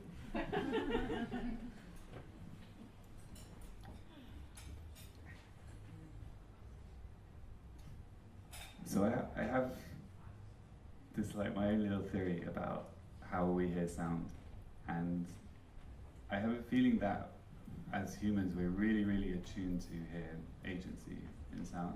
So we're very agency, so like intention or the thing. So when we hear rustling in the trees, if it's an animal, there's something about the quality of a sound an animal makes us just instantly different from the wind in the trees. And if it's a person, they will sound like an animal, but then a person can just make one kind of sound that's different, which I think is and there's something about the quality of that rhythm, or there's something about it which to me feels really human. And there's a track I know, which is, it's just a drummer with some glass and drums, and it sounds like an animal until he just does one little thing, and then it's like, oh my god, it's a drummer. And so when it comes to animal sounds, I don't really know, because there always seem to be mating calls, I believe, or signals. But there is one thing actually which is quite interesting, which comes back to the ideas of Bateson that Christopher Small writes about. And he sort of talks about this idea of gesture and interspecies communication. So how different animals can communicate with other species of animal just using their body. And that's actually a more direct way of communicating than through sound. So when we hear, say, a lion or a dog or something, then we can understand a lot of the emotion in the sound. And in a sense, we don't really know if that's we've all evolved on this planet together, and we've all evolved this system of this is what panic sounds like, this is what happiness sounds like, or whether it's just this kind of the physicality of it. It's if you're doing something with a lot of energy, then you're showing strength. But in terms of why whales sing, so the connection with those two things is I really generally like to think of humans as animals, and animals as kind of being more than just a human with all of the good bits taken away. And I would like to think that when whales sing, they're kind of doing something communal about it.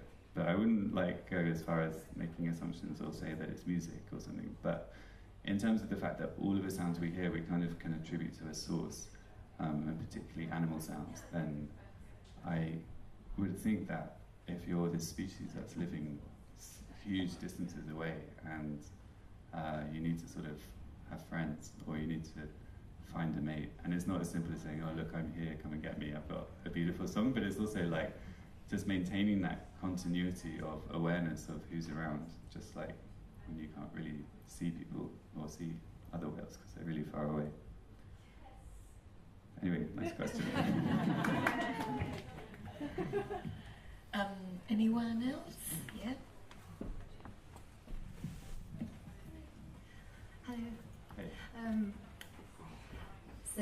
background is based on movement as well, but it's around sort of movement and conversation.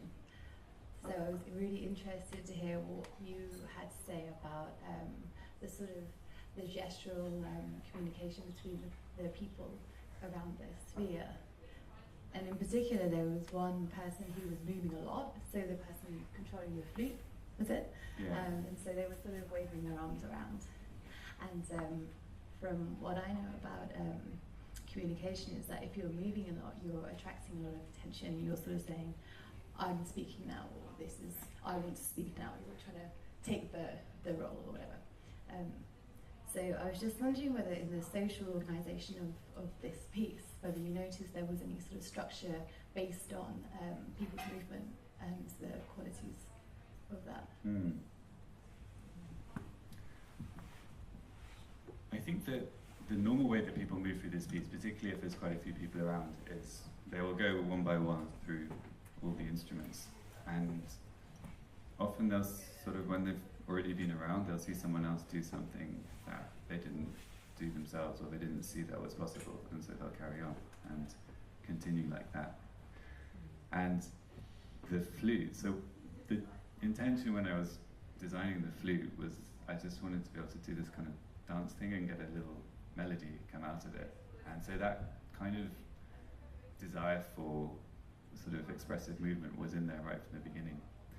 And when people come to it, and like, it sort of is a really exposing instrument, partly because the instructions are move your arms like a bird, partly because I should say there was a glitch on it as well, so it wasn't working for the first 3 days, like 100%, so sometimes it wouldn't work, and sometimes it would. And it's funny that it's that instrument that did that, because it's really just telling someone to move your arms like a bird is quite a vulnerable thing to get someone to do, particularly if you're a bit of a shy person. But then when it does work and you get that sound, then it kind of liberates you in a way, as in you've done this kind of silly thing, but now it's an instrument, you're getting sound out of it. And the thing I really want to kind of get from that is to give people that freedom to move in a way, and to be the person who's doing this kind of movement, like whilst everyone else is maybe a bit more focused on something. And last week we were at a science festival in Athens, and for the mornings they just send school party after school party through it. And it's really interesting to see, particularly with the flute, because it was like a total show-off instrument. And so say if you've got like a 13-year-old boy on it with all of his classmates around, and one of the volunteers we had was doing this process of getting everyone to go one by one so we could hear what the different instruments sound like by themselves. And it's just like whoever was on that instrument, like as soon as they did something, everyone would laugh afterwards. And it would be an opportunity for like a kind of sort of show-offy person to kind of make a bit of a thing of it, or to kind of just try something and then sort of retreat. And the person on it would always laugh at themselves as well, which is, it's not like everyone's laughing at them, it's like they've been put into this role where in this particular context, this is going to be something funny and something quite exposing. And did the person doing all the movements sort of almost guide the people doing it with the other instruments? No. No, and it really depends on how many people are there though. So there was a moment where, and I missed this, but Anastasia, who was the other crew, saw it and was telling it to me, where there was 2 women on there, one was on the flute and one was on the opposite one wearing the mask. And she said that they were kind of talking through their movements. So they would sort of start to say words and then have a conversation, but like make the music happen with it as well, and these kind of things. But when it's just like in this kind of haze of sound, when there's there were too many people a lot of the time, but it's really fun when that happens. There is like, you kind of lose like any leader in it, or you do have this influence, but for me, in that kind of context, the influence is more into the collective space, and then that whatever you want to do into that collective space, rather than necessarily sort of thinking, okay, that person's going for something, now I'm going to follow it. But that is just down, a lot of that is down to the number of people, the space itself, the light, like if people have had a drink, if they know the people around. And also this version of the installation, this new version where it's actually really big, and you've been put a little bit further away than you were before from the people, and these all have a subtle effect on that.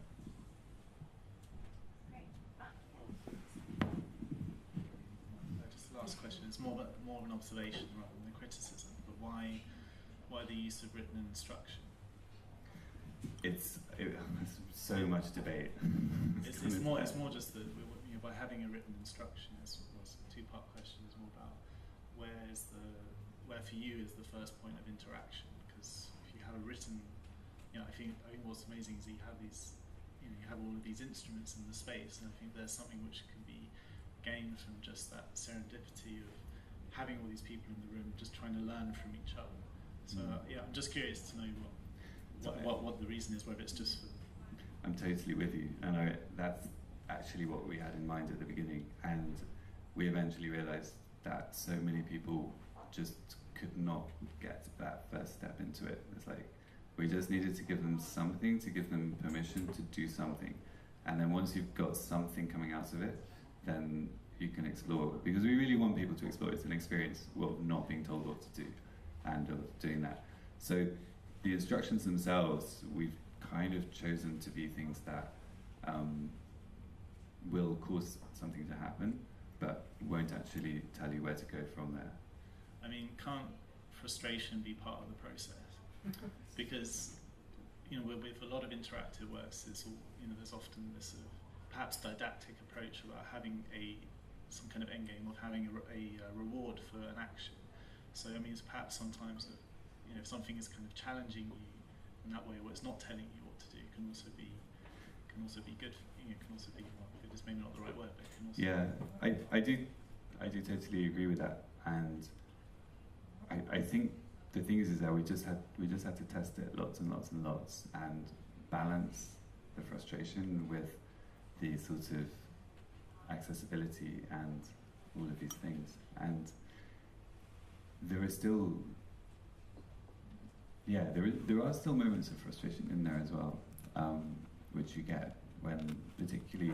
So the one with the shadows, like, there are pictures of a few example shadows, and it says cast shadows with your hand. And so you can do this and make the sound of a dog, you can make the sound of a wolf, you can make the sound of a bird. But the thing is, if you do this shape and you move your hand up and down and around it, you have a full synthesizer, and if you make your hand wider, it gives you FM modulation. And then if you do this other flip, then it changes the mode and you get a different synthesizer. And it's all this kind of hidden stuff in there that people kind of accidentally find. And often with that instrument, for example, someone will do that, and then someone else will come along and try to figure out, how did that happen? How does that work? And there is that kind of moment of serendipity and frustration. Yet there is also this kind of sort of ideological need to create a space where people don't feel isolated or excluded by not being the inside group who knows what's going on. And with this kind of interactive work, I think without the instructions, that does kind of happen a bit, particularly if you walk in, lots of people are doing stuff, and you're told, yeah, just go ahead and do it. You don't really know, if this is just a group of hipsters who do this every week, and you're just this person who's wandered in, and there's this way of doing it. And so it is just the balance. And yeah, and I totally like the critique, because that is something that it's really hard to get the trade-off on that. So our next speaker, our final speaker for the evening, is Sebastian Kite. Sebastian Kite is an installation artist based in London. He explores the intersection of art, architecture and music. His site-specific installations employ light, sound, structure, projection, and it's on the other page, performance to illustrate new readings of spaces. So I will hand over to Sebastian now. Thank you. Thank you. Thank you, FLUX, for having me this evening. It's really nice to be here, and I think you said everything I was going to say. So no, that's all fine. Yeah, I'd like to share with you a selection. I'd like to share with you a selection of projects. My work is my background being architectural, most of my work is site-specific, and often exploring notions around phenomenology, the material, embodied experience, and also a particular focus on notions of interaction as well.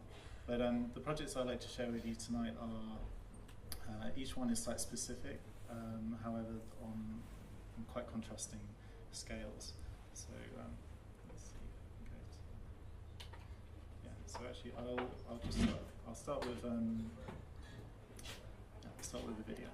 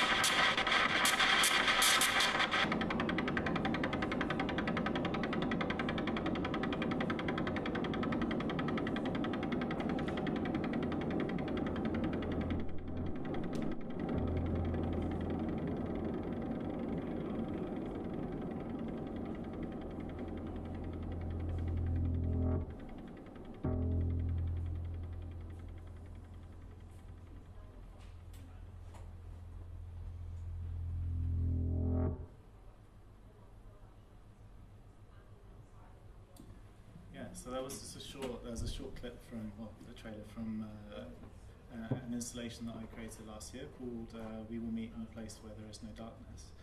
The title of the work plays deference to George Orwell's dystopian classic 1984, where the author makes reference to a place where there is no darkness. And in the story, he speaks about Winston in search of a place away from oppression, away from totalitarianism. But instead, what happens is he becomes entrapped in an interrogation space, and then this space has no day or night; it is permanently lit. And at the time of reading this book, it then kind of inspired me to sort of think about a sort of spatial construct of what this sort of environment might look like and what it could be. And that led towards the creation of this installation, which is partly performative, but it's also sort of long durational.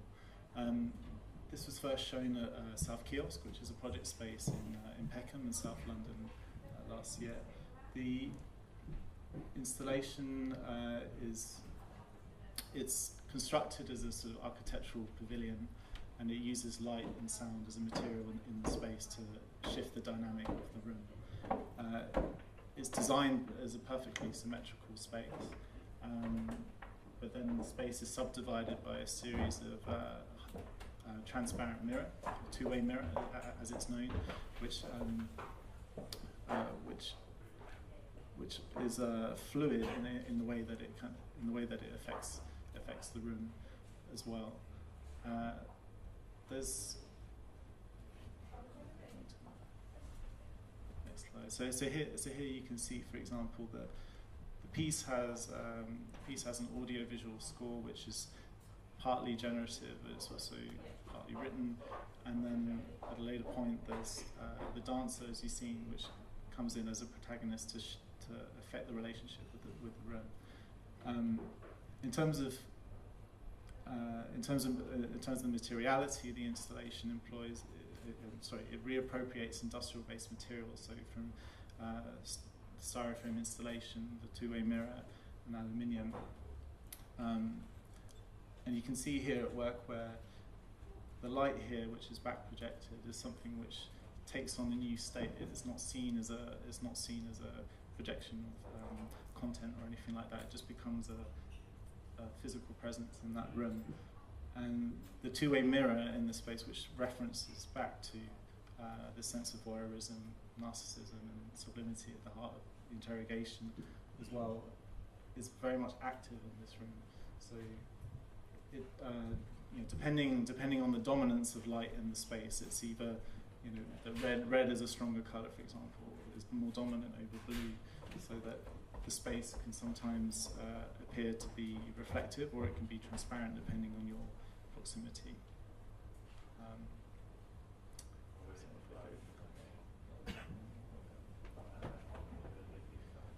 So the installation exists as a long durational piece where audiences are invited into the space to for as long a time as they wish. However, the dancer is part of an ongoing sort of process in my work that I often collaborate with other artists to create interdisciplinary projects.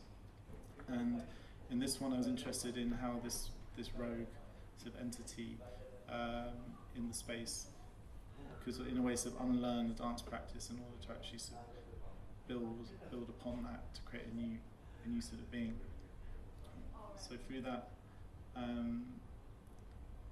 the idea is that she would sort of enter the space and sort of almost unthink in a way, and then treat herself as part of the fabric of the room, and see that any movement that she would make would be recognised by the space. The sound. Sorry, I'm trying to think. There's quite a lot going on. There's quite a lot going on in this work, which is constantly changing and always shifting. And I think, one part is that obviously there's the light, which is the only light source in the room, which is very, very sensitive in terms of the way it interacts with the materials, and and with the collapse of the perspective, and then the sound in the space, which is quadraphonic as well, that it's sort of positioned outside of the room, but it's something which transgresses right across the space. I think something that, because it's a sort of an open format in this work, and as a piece in itself, it is an experiment. Just to give an example, as you heard in the video, there are parts where the work where the audio and the visual will shift from being very abstract, so using pure sine wave tones, and it will deliberately use those sounds to sort of be pushed into the room to physically, sort of kinesthetically sort of affect your presence there, to also sometimes introducing things like field recordings and trying to establish sort of metaphors of other places or sort of memory. So it's quite. I haven't got an image to show, but there's an example where in one of the cycles there will be a line of light which will rise very, very slowly from the corner of the corner of the space, and you only see it in one portion of that space. But it has a slight strobe to it, so it has a sort of restlessness to it, and the opposite side does the inverse of that. So you have the light descending. But you don't think of this light in the space as a projection. You just see it as immaterial sort of thing. So with the, with sort of an overlap of the use of like field recordings and the like of, in the instance of this, they use the sound of a short, but using very sort of close microphones. So you had this sort of very, using very dry sounds, but using sort of ones which are very sort of visceral to you. I think so. I'm kind of going about this a roundabout way, but I think coming back to the social side, I think what was interesting for me is that I learned a huge amount from this project, which, as I said, was an experimentation of lots of, the architecture, the sound, the visual, and the dancer as well. But it's interesting to see the different states in which the work would develop and the way people would interact with it. So, from those who would walk in for 5 seconds and then turn around, not understanding what was, not having that sort of headspace to, being restless in terms of expectation, in terms of experience. For those who would sort of almost like walk through the projection screen at the front, not knowing what it is, to those who would then sit and lie down for an hour and a half. So it's quite interesting to be an observer myself and seeing how people would negate the space. And then there's always this challenge that when you're working with performance as well, that the way that we did it over the course of the month-long exhibition is that the performer would come in once weekly, and with that we would challenge each other in terms of the audio and the visual. So I was sort of, at the start of the exhibition there was no content. There was in terms of score. And by the end it's just like this generative sort of process that was constantly building from what we were learning each time we were going through this performance. So the piece is getting longer in that sense. But obviously there's this hard thing that when the performer is in the space, she's a marker, and then with that, people's engagement suddenly transforms to say, it becomes more didactic in terms of here's a performer, here's an audience, and then you see how people sort of try to push themselves around to the peripheral edges of the space in order to experience it. But yeah, and I think that might be. The thing to add for this project is that it's, I think this might be the last slide on it, is it's a second iteration of the work is going to be shown at London Art Night on the 7th of July. So the idea is that, what's great is that we've sort of explored a self-contained sort of version of this pavilion, and then to take it further to a more sort of expansive state. Something completely different. This is a slightly older work of mine, which is a site-specific installation which was made in Berlin, in a former prison, and I think it's interesting to talk about because it's not even on an architectural but also on a social level. Like it references notions of it references the paradigm of panopticism. But I think best if I'll show you the clip first.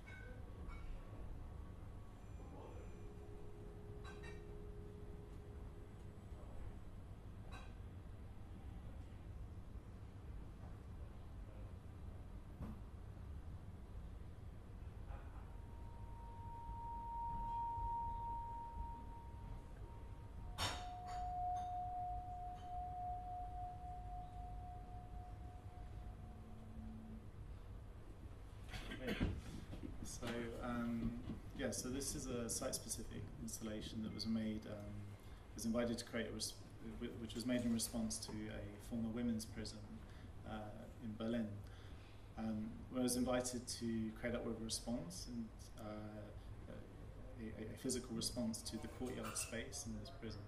I think just to go back a little bit in terms of contextualizing where this prison is that it's very much hidden within the fabric of Berlin. It's from the street. It's not something that it's not a building or a space that is visible per se. There's you enter this this building via a law court, and then from there you progress through a series of courtyards which they have in Berlin, sort of 2 or 3 deep, to then suddenly to find this derelict prison which is there, and it's completely hidden. It's designed in such a way that it's sort of isolated and hidden from view, but it's also hidden from the consciousness of the city in a way. And yeah, from my sort of architectural sort of background here, I was kind of at the time of the project, I was very much sort of interested in.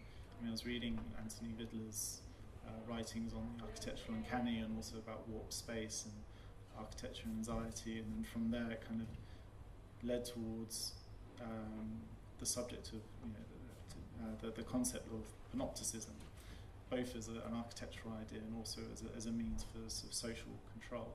And then that has then had from the age of the Enlightenment to Michel Foucault has also had an impact on the way these spaces are designed. I think this was a space that is very much born out of the place, and it could only ever exist in this space. It's not something that could ever be shown anywhere else. And I spent a lot of time in that space trying to engage with the spaces and understand, well, what could it be? What could the response be? The right response to that space. And I remember standing in the cells, and you might have seen in one of the clips there that the cell windows, for example, only have a view towards the sky. They never have a view of any other inmate around. So the building is designed in such a way to inhibit any kind of social interaction whatsoever. So that kind of sparked my imagination to think of a way of how could you create an installation which acts as a kind of instrument or communicative device between the detained and the unbound, between outside and inside. So in a way, the piece, the panoptic, is a sort of instrument for observation, and what it does is it places you in the panoptic sort of center point of the courtyard in order to view into the cells and around, and you're able to stand in the cells and look the other way as well. So the way it's sort of constructed is that you have, maybe quite hard to see, is that from the bottom up as you have a steel bed, which is actually, it's almost kind of, it's a sort of abstracted form of one of the existing beds in the cell. And then suspended above that you have a viewfinder, a steel viewfinder with a hole in the top, which essentially acts as a sort of oculus, as a lens. And then from there, I can't remember now, I think it's at 3 to 5 meter increments, you have a series of transparent mirrors, which are, sorry, not transparent mirrors, lightweight mirrors, which are all rotating independently on different axes. And the idea is that these, the mirror at the bottom is maybe only half a meter in size, whereas it scales up exponentially according to the perspective to about 3 meters in diameter at the top. So when you enter this prison, when you finally have sort of made your way through those series of courtyards, and you do get this sense of isolation as you step deeper in, you're then presented with this bed in the middle. So there's no sort of indication about what one does, but you're able to witness the sculpture around, but you're also encouraged to rest on it. And it's not comfortable. It's deliberately, we put some really rough astroturf on it or something. I can't remember what it was, but it was like a rough carpet, so something where, to try and get into that sort of zone. And I remember also there's another reference is that the viewfinder is, in plan, is the exact internal demarcation of one of the cell spaces. So it's sort of more it's an idea of maybe sort of transplanting like an internal space to an outside space. So then you lie down in this bed, and as you look through the oculus in the center, this is the view that you have. So in a way, I think we designed it in such a way that when the mirrors would all be sort of flat in your view, they would all share the same amount of sort of area, sort of visual space in a way. So the perspective is completely collapsed. And that's it. And here you can see the opposite view here, which is from looking from the inside of a cell back outwards. I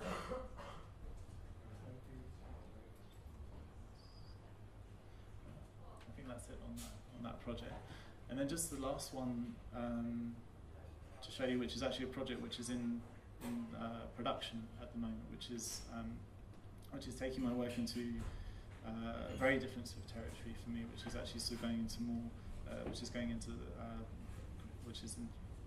creating my first public permanent artwork, which is taking place in Kiev in Ukraine. And so last year I won an international competition to reappropriate an industrial chimney in the heart of Kiev into a public landmark. And from there, it's been a really interesting experience in terms of the process behind this project to make it, which I'll explain in a bit. But this is the project, which is entitled Beacon, is essentially a marker for. Sorry, getting this the wrong way around. So, sorry, if I go back a bit, yeah. So yeah, the artwork, which is entitled Beacon, is essentially a light installation which is transforming this chimney into a visual marker for the city. It connects the ground, the chimney, and the sky together, and it's a piece that will be seen from all across the horizon in Kiev. It's part of a project which is happening out there where they're creating a sort of new innovation sort of centre, and it's where investors there, or the Ukrainian investors there, are taking it in their own hands to transform their city. So they're sort of creating a peer-to-peer sort of university environment, and this is the final piece in the development which is happening.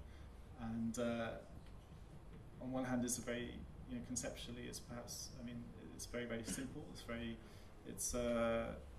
It's universal in terms of its reading. So the way, maybe we're just going.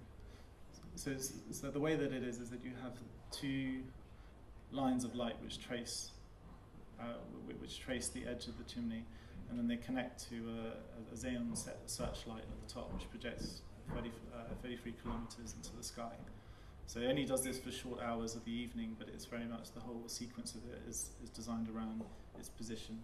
So relative to the rise and setting of the sun throughout the year. I think when I'm kind of bringing it back to a social level, I think that this is on a contrasting scale to the projects that I've shown previous, and I think that from my experience of being out there as well and having to be thrown on Ukrainian radio, for example, and being really put into the deep end, that a lot of art that is happening out there is politically charged, and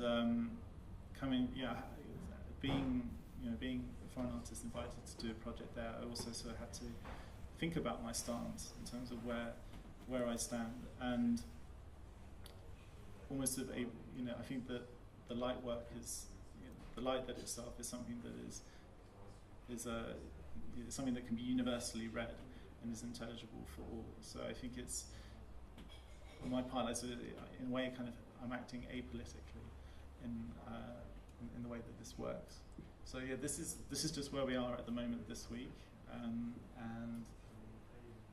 it's hopefully going to be ready for Ukrainian National Day, which is 28th of June, but I could be wrong. So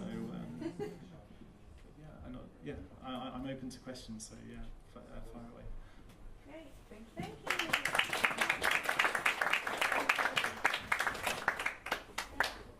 Does anyone have any questions? Thank you for that. That was great. On this one, panopticon. Yes. Are the mirrors? They have motors to rotate them. Is that right, or are they just moving freely? So you notice. So the two bottom ones do. The top one did, but it broke. So just the wind alone managed to spin it around. So that was God helped us there. So that went well. Yeah. And are the motors programmed to repeat, or is it designed to never really repeat? Standard mirror ball motor. They just rotate on their own. Yeah, there's nothing. They're just plugged in and off they go. Okay. So do you get a feeling of a cycle when they're going, or does it feel like it's always like the wind? Presumably, once the wind is introduced, then it never really does the same thing. Well, it obviously agitates it. So I think sometimes it will. It had a spring in it, so it would allow to compensate for for the wind, because I mean the lower portion, the lower two mirrors were fine, but the top mirror, which is obviously the largest surface area, was a giant sail, and they were only these mirrors are extremely lightweight. They're only sort of essentially like a bicycle tire, bicycle wheel, but it's an aluminium frame with spokes, and then it's using a heat shrink foil. So it's we had this huge fear that because there were bats and birds living in the prison as well, that they would all fly through it. But obviously they know where it is, they can hear it, and so it was so we were lucky in that regard. Can I ask one more question? Which is, of course. My mind's just gone blank now. No, I'll pass it up. You can come back. You can come back. Very banal technical question. With the chimney, you put the xenon light on top of the chimney? They're set. So why not just put it at the base of the chimney? It would be technically less challenging, and it would just poke up through, wouldn't it? No. So yeah. So this has been a lengthy discussion with them, but actually what is happening is the xenon searchlights are actually going to be positioned 8 to 12 meters within the top. Oh, you've gone plural, so it's more than one xenon light. That's 3 of them. All right. So I think they're 7 to 10 kilowatts each. So yes, it's going to be quite a beast, I think. It's been, it's the experience of being out there and working with a team has been quite entertaining, and obviously there have been many challenges in trying to make this project even happen. Even to do with things such as like air traffic control and permissions from the city, and then I'm there at the site meeting with all of the engineers, and I'm just trying to. My Ukrainian is next to 0, but so obviously I was asking. So what? Obviously been looking at the flight paths of the 2 airports in Ukraine, and luckily it's in a no-fly zone. But he's just like, oh, no problem. He said Kiev is the best mates with honor of airport, so no problem. Jimmy, no move, plane move. So that's. Yeah, but I have to be friendly with these guys because they do have a tank on site, which they use for moving material around. So yeah, can't wait.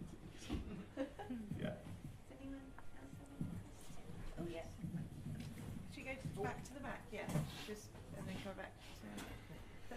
Oh, sorry. I guess I wanted to ask. In your first piece, what the visual score part of it was. I don't think I necessarily completely got it, but maybe you can just elaborate a bit on it. Okay, so, the visuals were essentially, abstract color. So they start off with. So, I was actually, as an experiment, I was experimenting with different sort of motifs in a way. So, I can maybe show you, as for an example. I guess I'm not necessarily interested in the aesthetic part. I'm interested in the motivation to use the word score and what implication that had.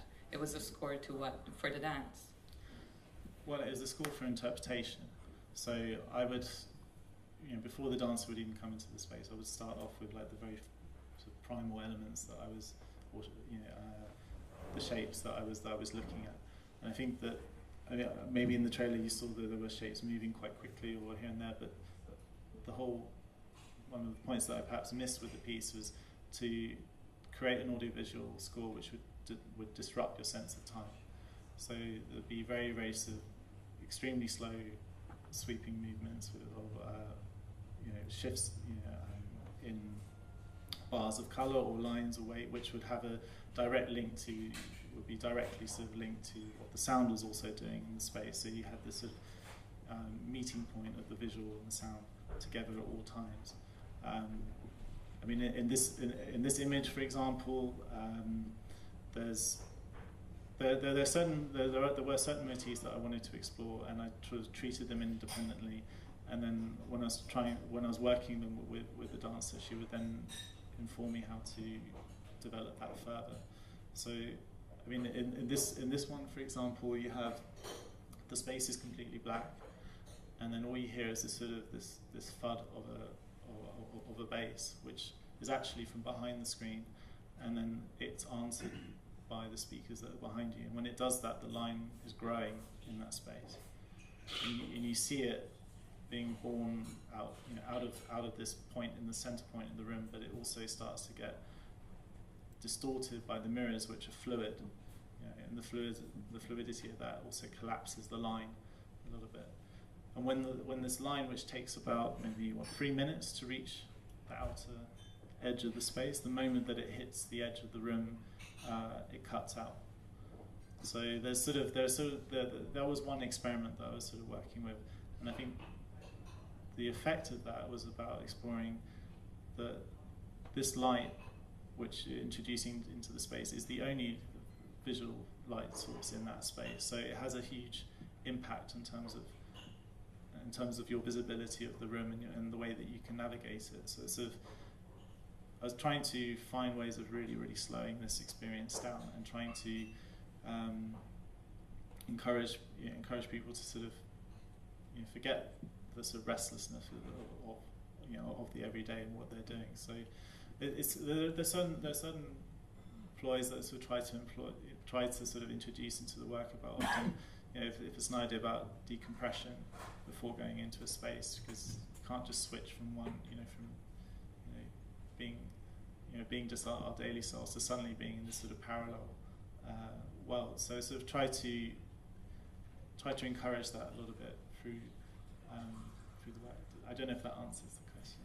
I mean, I feel like you're explaining the experiential impact of an audiovisual experience, but not so much the idea of a score. And I guess I just, coming from a musical kind of approach, a score is perhaps intended to be interpreted by somebody. And I think what you're saying is that what you're showing visually is influencing what you're experiencing. So you might experience the space differently based on the light or the sound. So maybe it's a technicality, but I was just curious why you introduced the word score. Yeah. True. Well, I mean, it is written. It has been written out over time. So I mean, I know that I've been interested in terms of, I know perhaps at first glance it looks like it's a very sort of visually dominant piece, but there are points actually where where the sound actually takes the lead, and it will start to inform what the visuals might be doing as well. So I think, that there is a push and pull between all of those parts, and I think that, what I'm really looking forward to is with the art night that is coming up, for example, is that I can, because it's for a set duration of 12 hours, is to actually maybe completely start again, and then almost that I have the materials of the space. I know what that is. I know how the medium of the light works. I know how the sound can work, and then from there to actually start again and write something which is based on the cycle of 12 hours. So. I mean, the idea for that, for example, conceptually, is that you would have projection at both ends of the space, and that actually the light would be transferring from one end to the other very gradually, and then from there you can then also build the narrative of the sound as well. So that's in the works. Cool, thanks.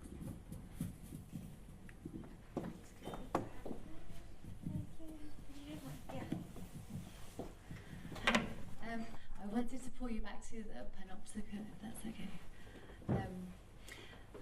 It's really, really beautiful. And from what I understand about like the Foucault's idea of like the panopticon is that it's an observance thing. It's meant to make you feel quite tense because there's somebody watching you from all sides. You can't really get away from this like eye of or something. So when you mentioned that there was like an oculus and there's like a bed underneath, and the bed was rough and it was meant to be quite uncomfortable, you know, I guess that I thought that you were sort of trying to say that, but not too long. Yeah, or almost like you know, you should feel uncomfortable because you are observing people and controlling them, and that's kind of, you know, that's. But then also what you're looking at is beautiful as well.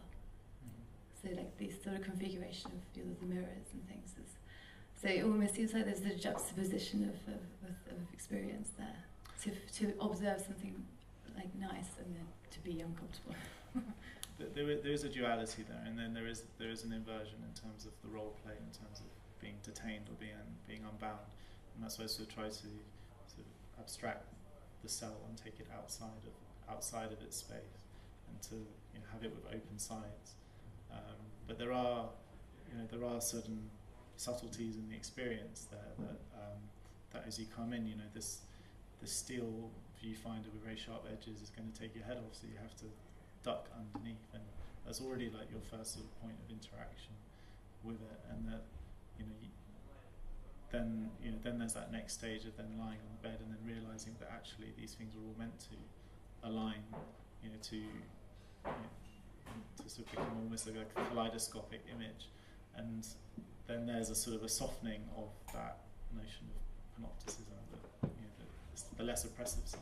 I mean, the work was part of a group exhibition where other artists were showing works within the prison itself, which was sort of were maybe looking more, you know, closely at those sort of themes of oppression. Whereas I think what I was invited and actually partly asked to do was to create something which was